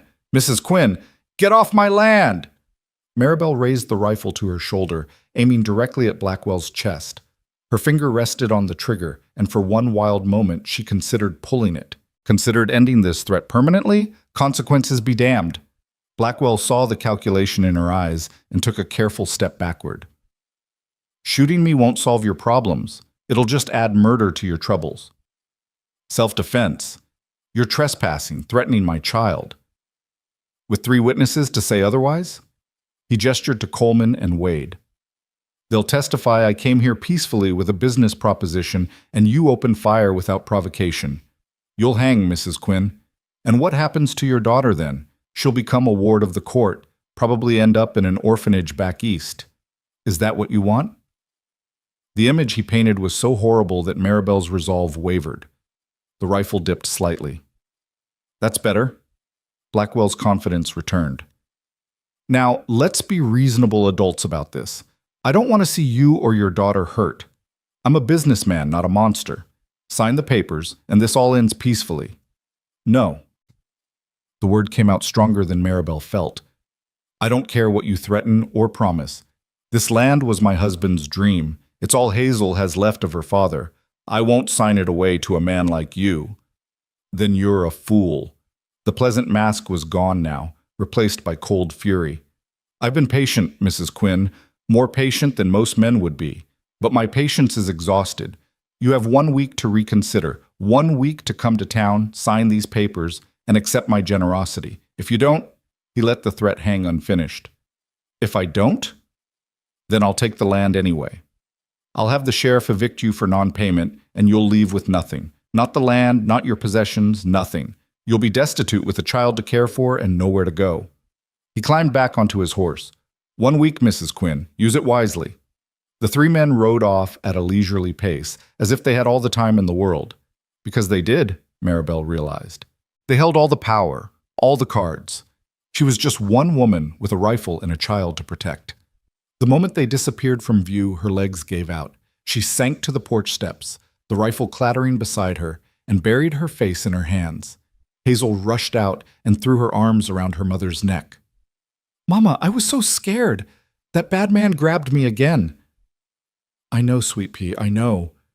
Maribel held her daughter tight, fighting back sobs. "But he's gone now. We're safe." "Are they going to come back?" The honest answer was yes, probably within a week if Blackwell's threat was real. But Maribel couldn't say that to her terrified daughter. "I don't know, baby. But whatever happens, Mama's going to keep you safe. I promise." It was another promise she wasn't sure she could keep. But what else could she do? She had no money, no allies except a cowboy she'd known for less than 2 days, and enemies with resources and connections she could never match. The smart thing would be to sign Blackwell's papers and leave. Take Hazel somewhere far from here and start over. But this land, this failing ranch, was all they had. Thomas had died trying to make it work. His dreams were buried in this soil, his hopes scattered across these empty fields. Walking away felt like betraying him, like saying his death meant nothing. Hours passed. Maribel kept Hazel close, the rifle always within reach, jumping at every sound. The afternoon sun crawled across the sky with agonizing slowness. Where was Sawyer? He should have been back by now. What if something had happened to him in town? What if Blackwell had sent men to intercept him? The questions spiraled through her mind, each more terrifying than the last, until she could barely breathe past the panic. She was imagining scenarios of Sawyer lying dead in an alley when she finally heard it. A single horse, moving at a steady trot. She grabbed the rifle and positioned herself defensively, only relaxing when she recognized Rosie's distinctive coloring. Sawyer rode into the yard with saddlebags bulging with supplies, looking tired but unharmed. Relief hit Maribel so hard she nearly dropped the rifle. Sawyer took one look at her face and was off his horse in an instant. "What happened?" The words tumbled out. Blackwell's visit, his threats, Wade grabbing Hazel through the window. Sawyer's expression grew darker with each detail, his jaw clenching until Maribel could see the muscle jumping beneath his skin. "He threatened to take everything," she finished, her voice breaking. "And I couldn't stop him. I had the rifle, I had the high ground, and I still couldn't stop him." "You did exactly right. If you'd shot him, you'd be in jail and Hazel would be alone." Sawyer gripped her shoulders gently. "Listen to me. Blackwell came here to intimidate you, to make you feel powerless. Don't let him succeed." "But he's right about everything. We have no money, no connections, no way to fight him. We have the truth, and we have each other." He released her shoulders and began unloading his saddlebags. "I bought supplies in town, flour, beans, salt, sugar, some fabric for new clothes, and I sent a telegram to Marshal Hollister in Cheyenne." "You did what?"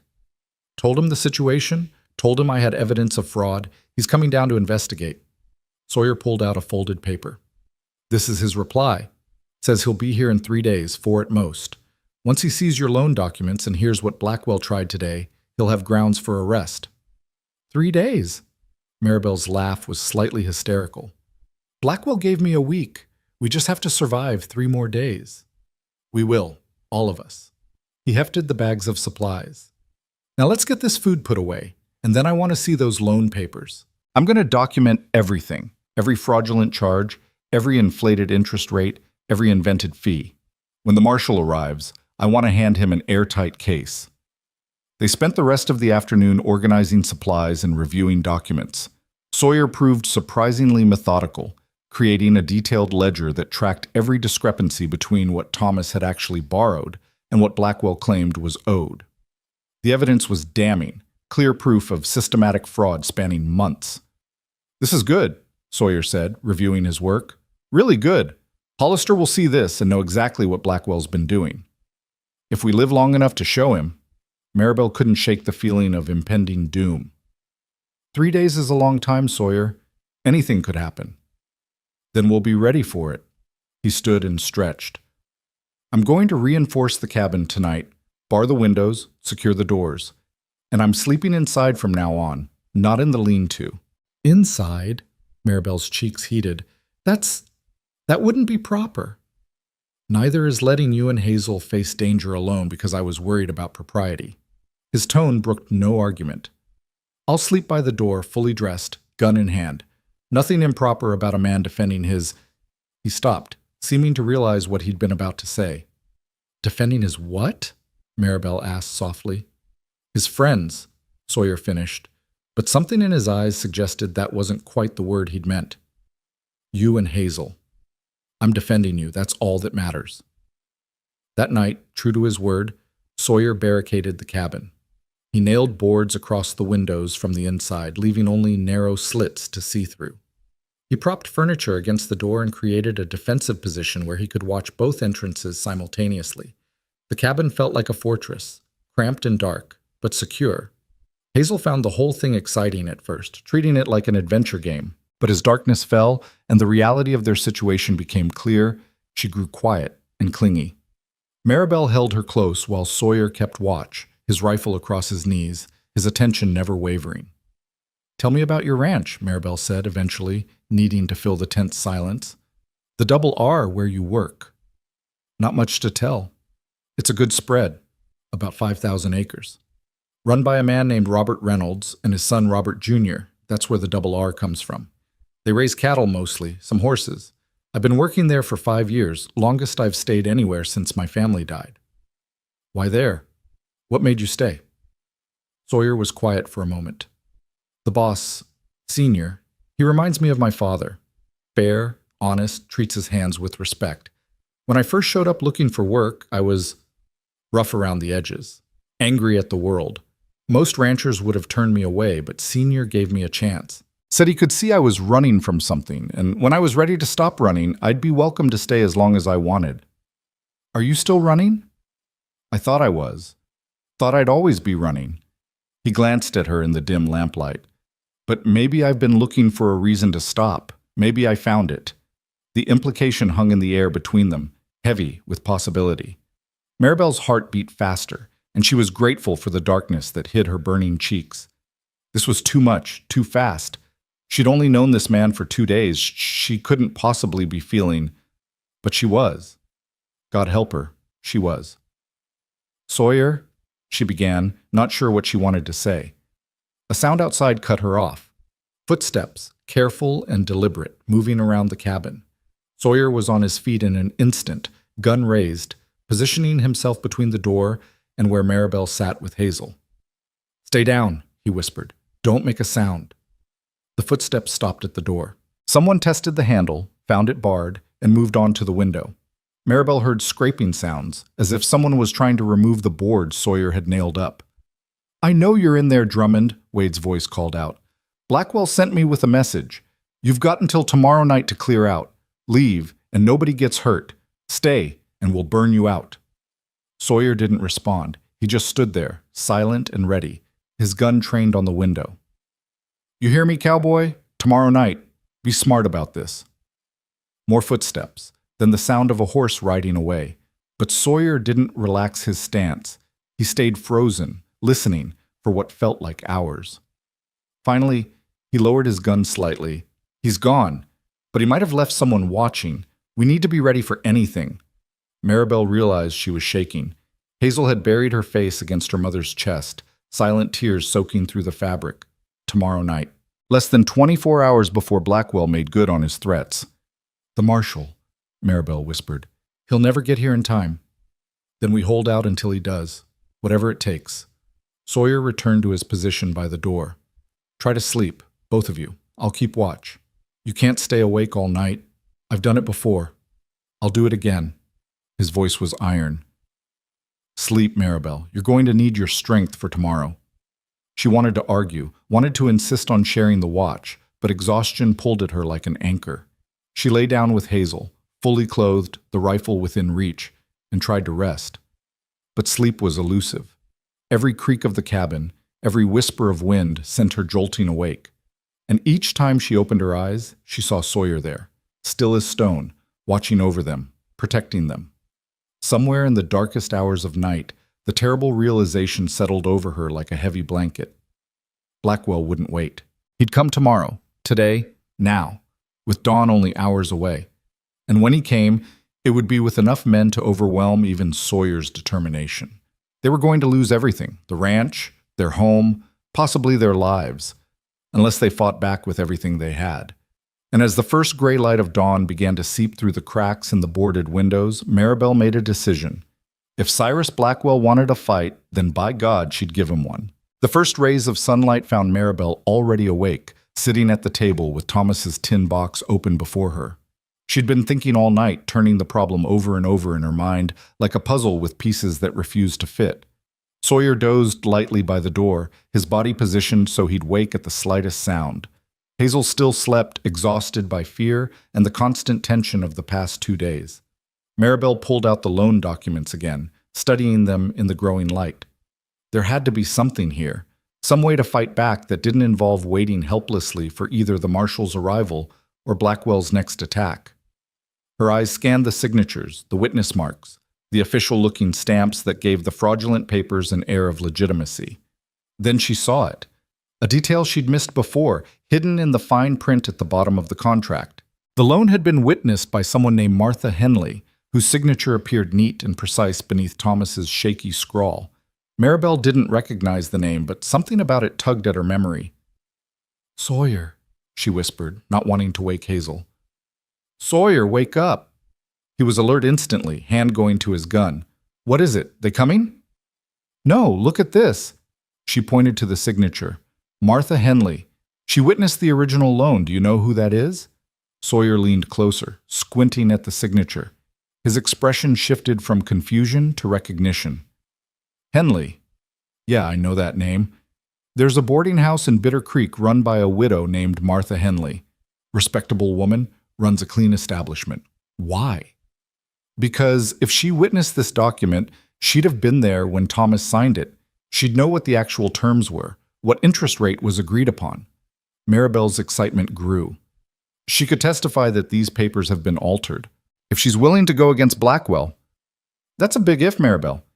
He's got power in that town, but she's not dependent on him for her livelihood.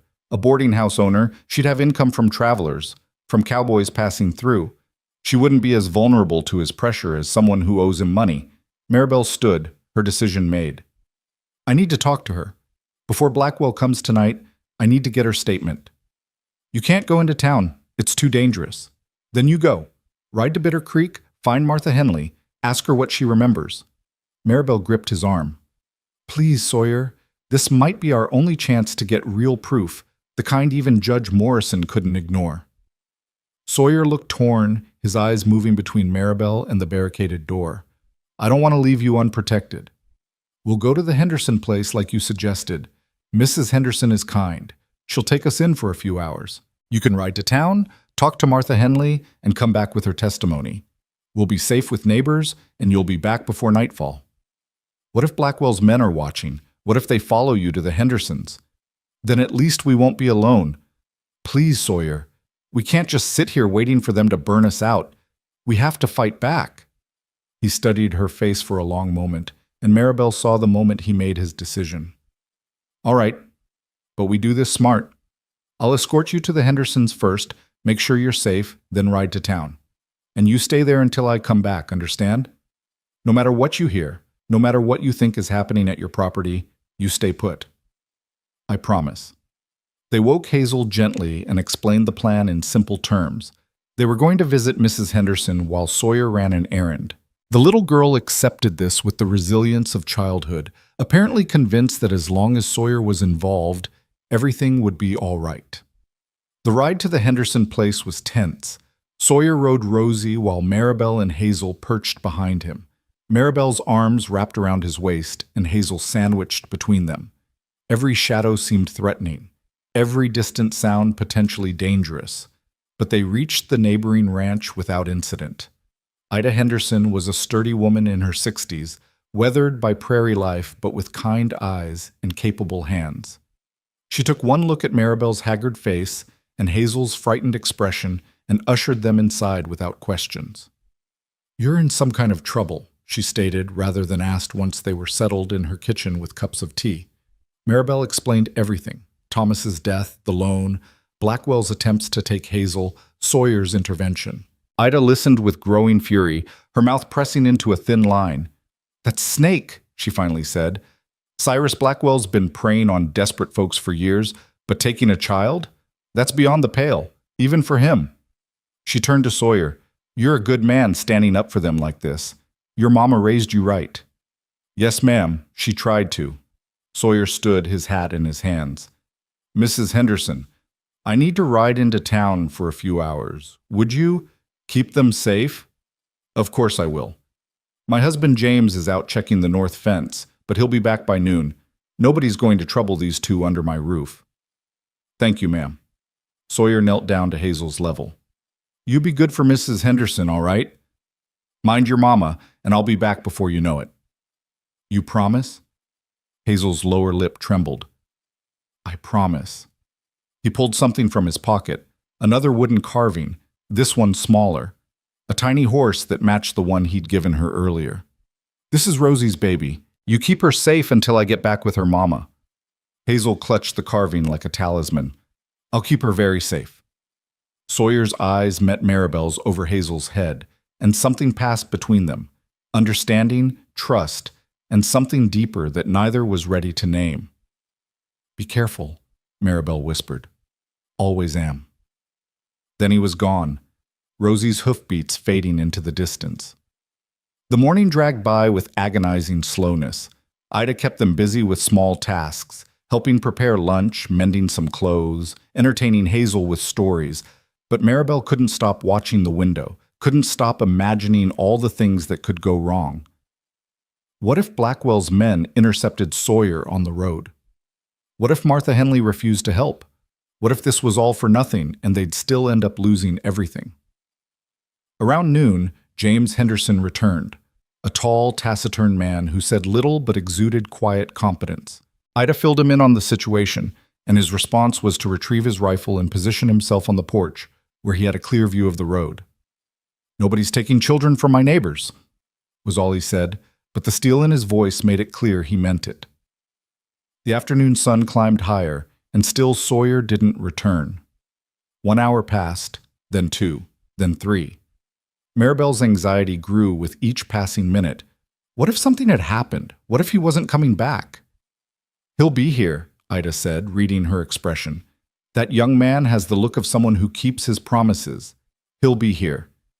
But the sun was sinking toward the horizon when they finally heard hoofbeats. Maribel rushed to the window, relief flooding through her when she recognized Rosie. But Sawyer wasn't alone. There was a woman riding behind him, older, with silver-streaked hair and a determined set to her jaw. Martha Henley. They dismounted, and Sawyer helped the older woman down with careful courtesy. Maribel met them on the porch, hardly daring to hope. "Mrs. Quinn," Martha said, taking both of Maribel's hands in hers. "I remember your husband. Good man, honest man. What Cyrus Blackwell has done to you is unconscionable, and I won't stand for it anymore. You'll testify? You'll tell the truth about what you witnessed?" "More than that." Martha's smile was grim. "I brought the original ledger from when your husband signed that loan. I keep copies of all documents I witness. Learned that lesson years ago when a dispute nearly cost me my business. The ledger shows the real terms. $300 at 5% annual interest, not the 15% Blackwell's been claiming." Maribel's knees went weak. "You have proof. Real, documented proof." "I do. And I'll testify to it before the marshal, before a judge, before God himself, if need be." Martha's voice hardened. "Cyrus Blackwell threatened my business once when I wouldn't falsify records for him. I've been too scared to speak up until now, but no more. What he tried to do to your daughter, taking a child over a fraudulent debt, that's where I draw the line." Sawyer was grinning, the first genuine smile Maribel had seen on his face. "There's more. I stopped by the telegraph office and sent another message to Marshal Hollister. Told him we had a witness and documentation. He sent back saying he's riding through the night. He'll be here by dawn tomorrow instead of waiting another 3 days." Tomorrow? Maribel could barely process the information. But Blackwell's deadline is tonight. He'll come with his men, try to burn us out. Let him try, James Henderson spoke up from where he'd been listening silently. Ida and I will stand with you. My brother lives 2 miles south. I'll send word to him. Between all of us, we can hold off Blackwell until the marshal arrives. I can't ask you to risk your lives. You're not asking, we're offering. Ida's voice was firm. This is what neighbors do. We stand together against bullies and thieves. Always have, always will. Maribel felt tears streaming down her face. Not tears of fear this time, but tears of gratitude and hope. She wasn't alone anymore. She had allies, friends, people willing to fight beside her. Thank you, she whispered. Thank you all. Don't thank us yet, James said pragmatically. We've got a long night ahead. Sawyer, help me fortify the Quinn place. If Blackwell's coming, we'll be ready for him. They rode back to Maribel's ranch as the sun touched the horizon, painting the sky in shades of crimson and gold. James had brought his brother Henry and 2 ranch hands, all armed and grim-faced. Martha Henley insisted on coming too, declaring that her testimony was too important to risk leaving at the boarding house. The cabin and its surroundings were transformed into a defensive position. The men reinforced the barricades, positioned themselves at strategic points, and made sure everyone had clear fields of fire. Ida took charge of Hazel, keeping the little girl calm and distracted with stories while the adults prepared for battle. As darkness fell, an eerie quiet settled over the prairie. Somewhere in the distance, a coyote howled. The wind whispered through the sagebrush, and everyone waited. Maribel stood by the cabin window, rifle in hand, positioned beside Sawyer. What if they don't come? She asked quietly. They'll come. Men like Blackwell don't make threats they don't intend to keep. It's about power. If he backs down now, he loses credibility. Sawyer checked his ammunition for the 3rd time. But he's going to get a surprise when he finds us ready for him. I'm scared. Good. Fear keeps you sharp. He glanced at her in the lamplight. But don't let it control you. When they come, you focus on protecting Hazel. That's all that matters. Everything else is just noise. What about protecting you? What if you... She couldn't finish the sentence. I'll be fine. I've been in worse scrapes than this. His hand found hers in the darkness, squeezed gently.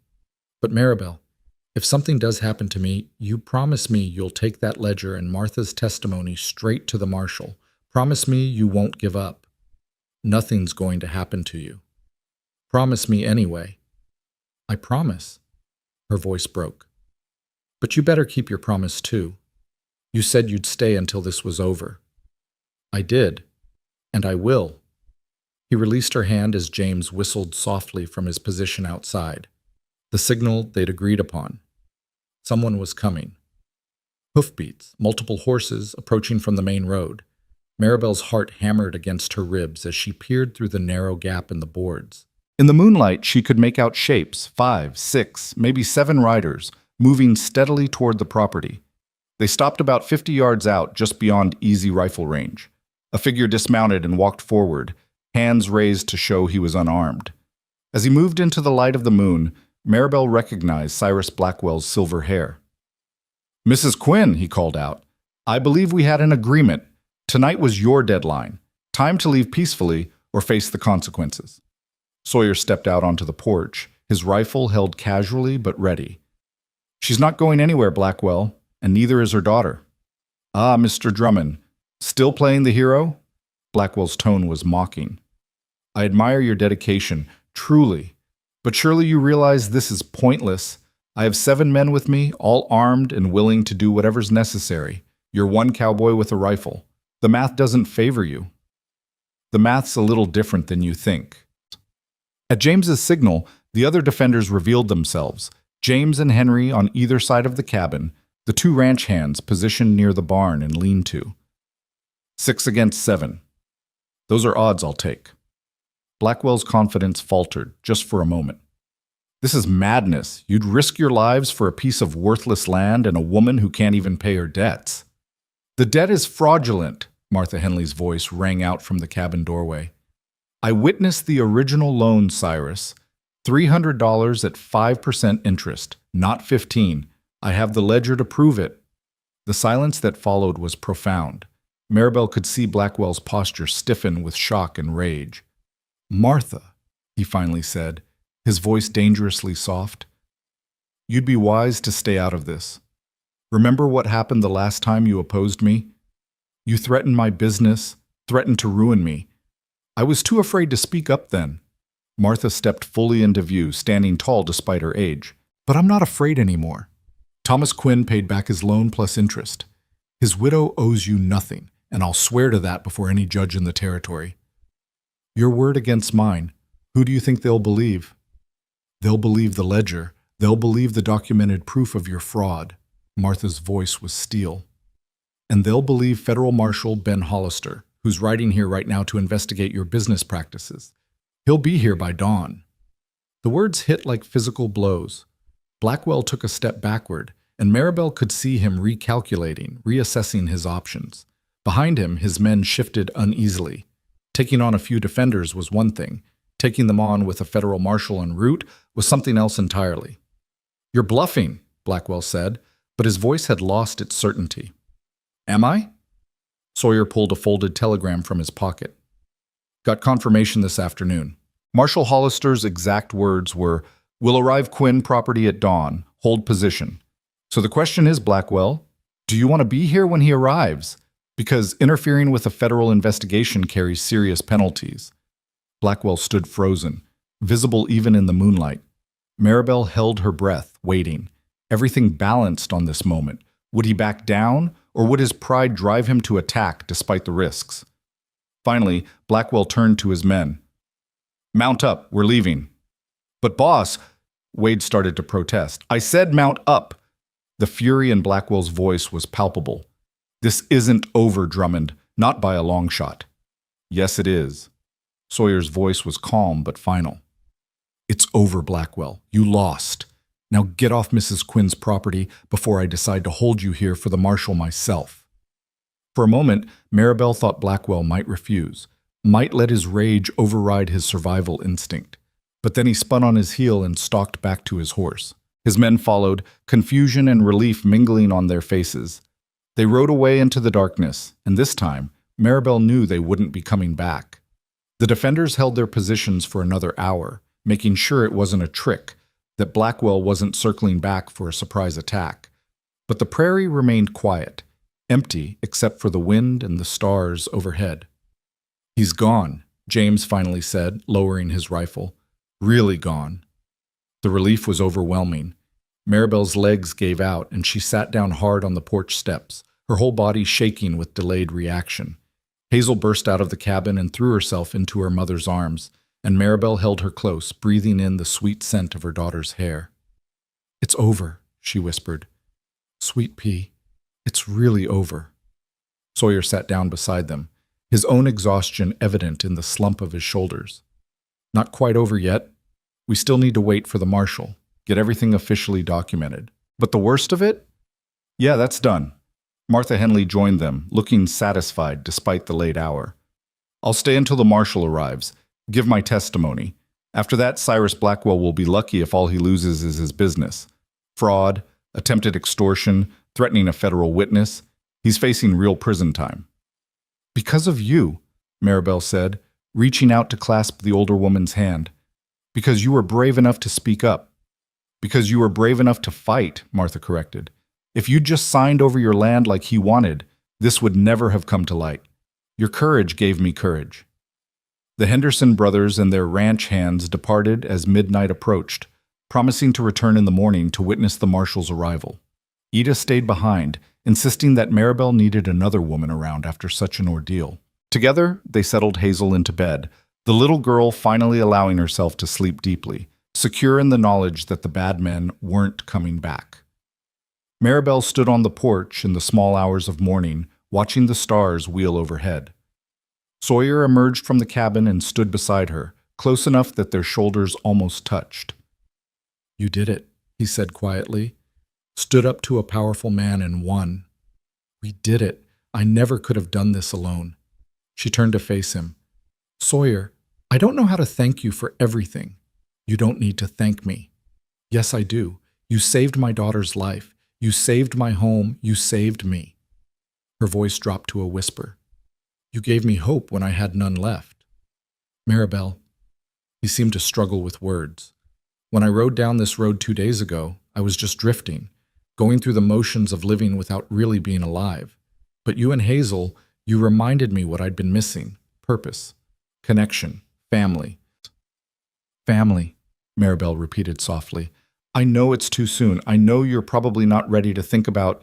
He trailed off, looking uncertain in a way she'd never seen him. But when this is all settled, when the marshal's done his investigation and Blackwell's in custody, I'd like to stay. If you'll have me. Not as a hired hand, but as what? Her heart was pounding. As someone who cares about you, about Hazel. As someone who wants to help you rebuild this ranch and make it into what Thomas dreamed it could be. He took off his hat, turning it in his hands nervously. As someone who maybe, eventually, if you're willing, could be more than just a friend. Maribel felt tears on her cheeks, but these were tears of joy. I'd like that. Hazel would like that too. She already thinks you hung the moon. What about you? His eyes searched hers. What do you think? Instead of answering with words, Maribel stepped closer and rested her head against his chest, feeling his arms come around her carefully, protectively. They stood like that in the darkness, two wounded souls who'd found each other at exactly the right moment. I think, she finally said, that sometimes God sends angels when we need them most. And sometimes those angels look like cowboys on horses named Rosie. His laugh rumbled through his chest. First time anyone's called me an angel. Well, you're mine. Hazel's too.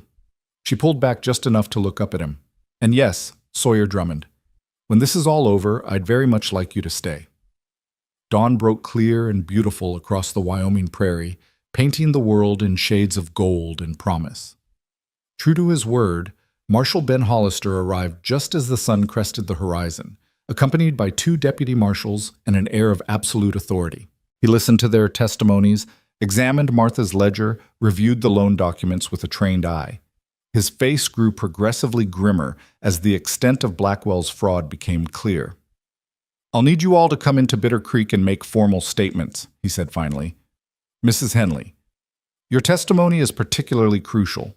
Mrs. Quinn, I'll need copies of all your husband's payment receipts and the original loan papers. What will happen to Blackwell? Maribel asked. He'll be arrested and charged with fraud, extortion, and attempted kidnapping. The evidence is overwhelming. Hollister's smile was grim.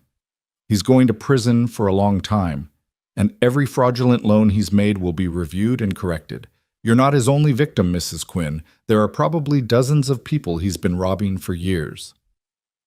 By midday, Cyrus Blackwell was in custody, his protests of innocence falling on deaf ears. Sheriff Tucker, faced with the choice of cooperating with the federal investigation or being charged as an accomplice, suddenly remembered numerous complaints about Blackwell he'd previously ignored. The wheels of justice, once set in motion, turned with surprising speed. Within a week, Blackwell's entire operation had been dismantled.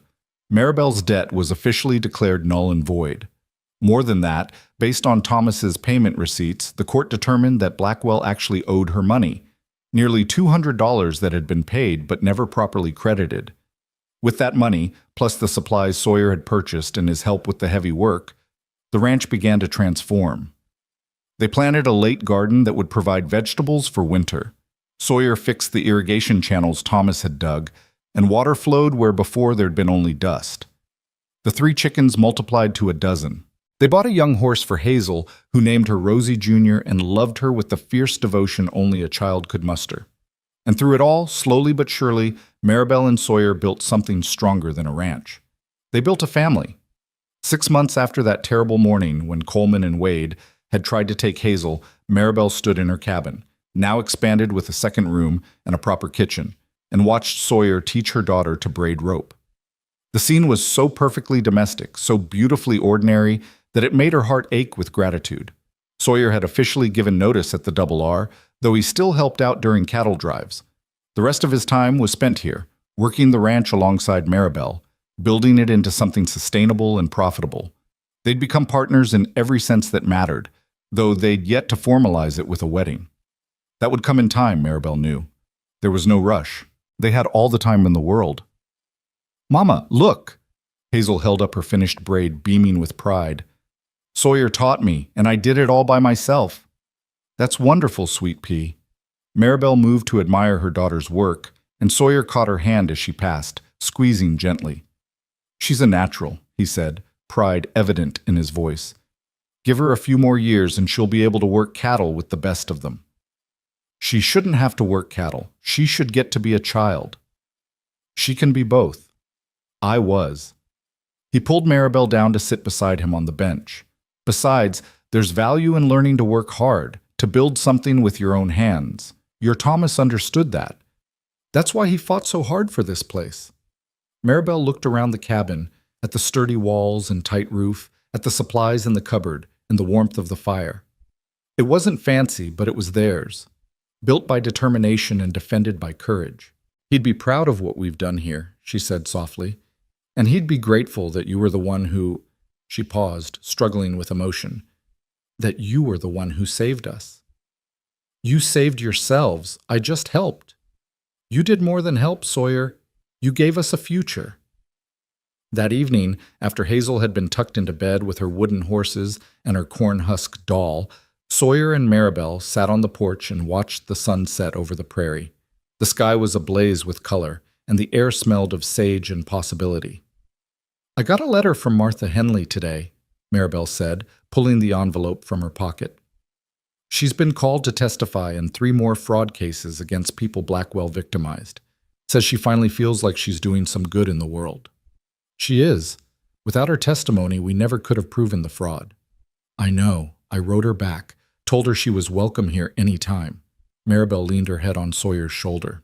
It's strange how something so terrible led to so much good.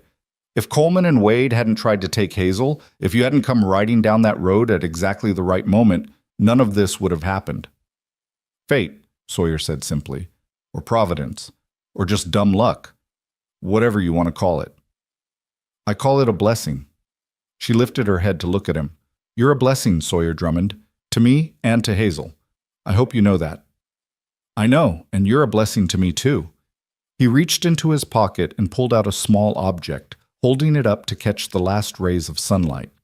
It was a ring, simple and hand-carved from wood, with Maribel's initials etched carefully on the inside. I know we said we'd wait, he began, suddenly nervous. I know it's only been 6 months and people might talk and you might not be ready, but— Yes, Maribel interrupted, her heart soaring. Yes? Yes, I'll marry you. Yes, I want you to be Hazel's father in truth, not just in practice. Yes to all of it. She held out her hand and he slipped the wooden ring onto her finger with trembling hands. I love you, Sawyer. I think I have since that first morning when you stepped between us and danger without even knowing our names. I love you too. He pulled her close, kissing her with a tenderness that spoke of promises and forever. I love you and Hazel and this life we're building together. I love it all. They sat together as darkness fell and the stars emerged, planning their future in whispered conversations. They'd have a proper wedding in the spring, they decided. Small and simple, just close friends and neighbors. Martha Henley would stand up with Maribel, and James Henderson would stand with Sawyer. Hazel would wear a new dress, the first truly new dress she'd ever owned, and carry wildflowers from the prairie. And after the wedding, they'd continue building the ranch, building their family, building a legacy that Thomas had started, and they would finish together. Inside the cabin, Hazel dreamed of horses and kind cowboys, and a future that held no fear. She didn't understand all of what had happened. She was too young to grasp the full complexity of fraud and corruption and the courage it took to stand against them. But she understood the important things. She understood that her mama was happy now, really happy, in a way she hadn't been since Papa died. She understood that Sawyer was safe and good and would protect them always. She understood that they were a family, complete and whole and loved. And perhaps, in her child's wisdom, she understood better than any adult that sometimes the worst moments in life were just doorways to something better, that sometimes you had to face darkness before you could truly appreciate the light. Years later, when Hazel was grown with children of her own, she would tell them the story of the cowboy who rode down a dusty lane at exactly the right moment. She'd tell them about her mother's courage and Martha Henley's bravery and the community that stood together against corruption. But mostly, she'd tell them about love, about how love appeared when you needed it most, dressed in worn denim and carrying a rifle, about how love stood between you and danger without hesitation, about how love rebuilt broken things and made them stronger than before, about how love, in the end, was the only thing that truly mattered. The Wyoming wind whispered across the prairie that night, carrying with it the promise of better days ahead. In the cabin, a family slept peacefully, secure in the knowledge that they were safe, they were loved, and they were home. And in the lean-to, Rosie shifted in her sleep, dreaming hoarse dreams of open range and endless grass, content in the knowledge that she'd carried her rider to exactly where he needed to be. The story that began with screams and terror ended with love and hope. It was a happy ending, hard-won and well-deserved. And for Maribel Quinn, Sawyer Drummond, and young Hazel, it was really just the beginning. Their life together stretched out before them like the prairie itself, vast and beautiful and full of possibility. There would be challenges ahead, certainly, hard winters and dry summers, setbacks and struggles, but they would face them together, as a family. And that made all the difference. Because sometimes, when you're at your lowest point, when you think all hope is lost and darkness has won, a stranger rides into your life and changes everything. Sometimes that stranger sees you, really sees you, and decides that your fight is worth joining. And sometimes, just sometimes, that stranger stays forever.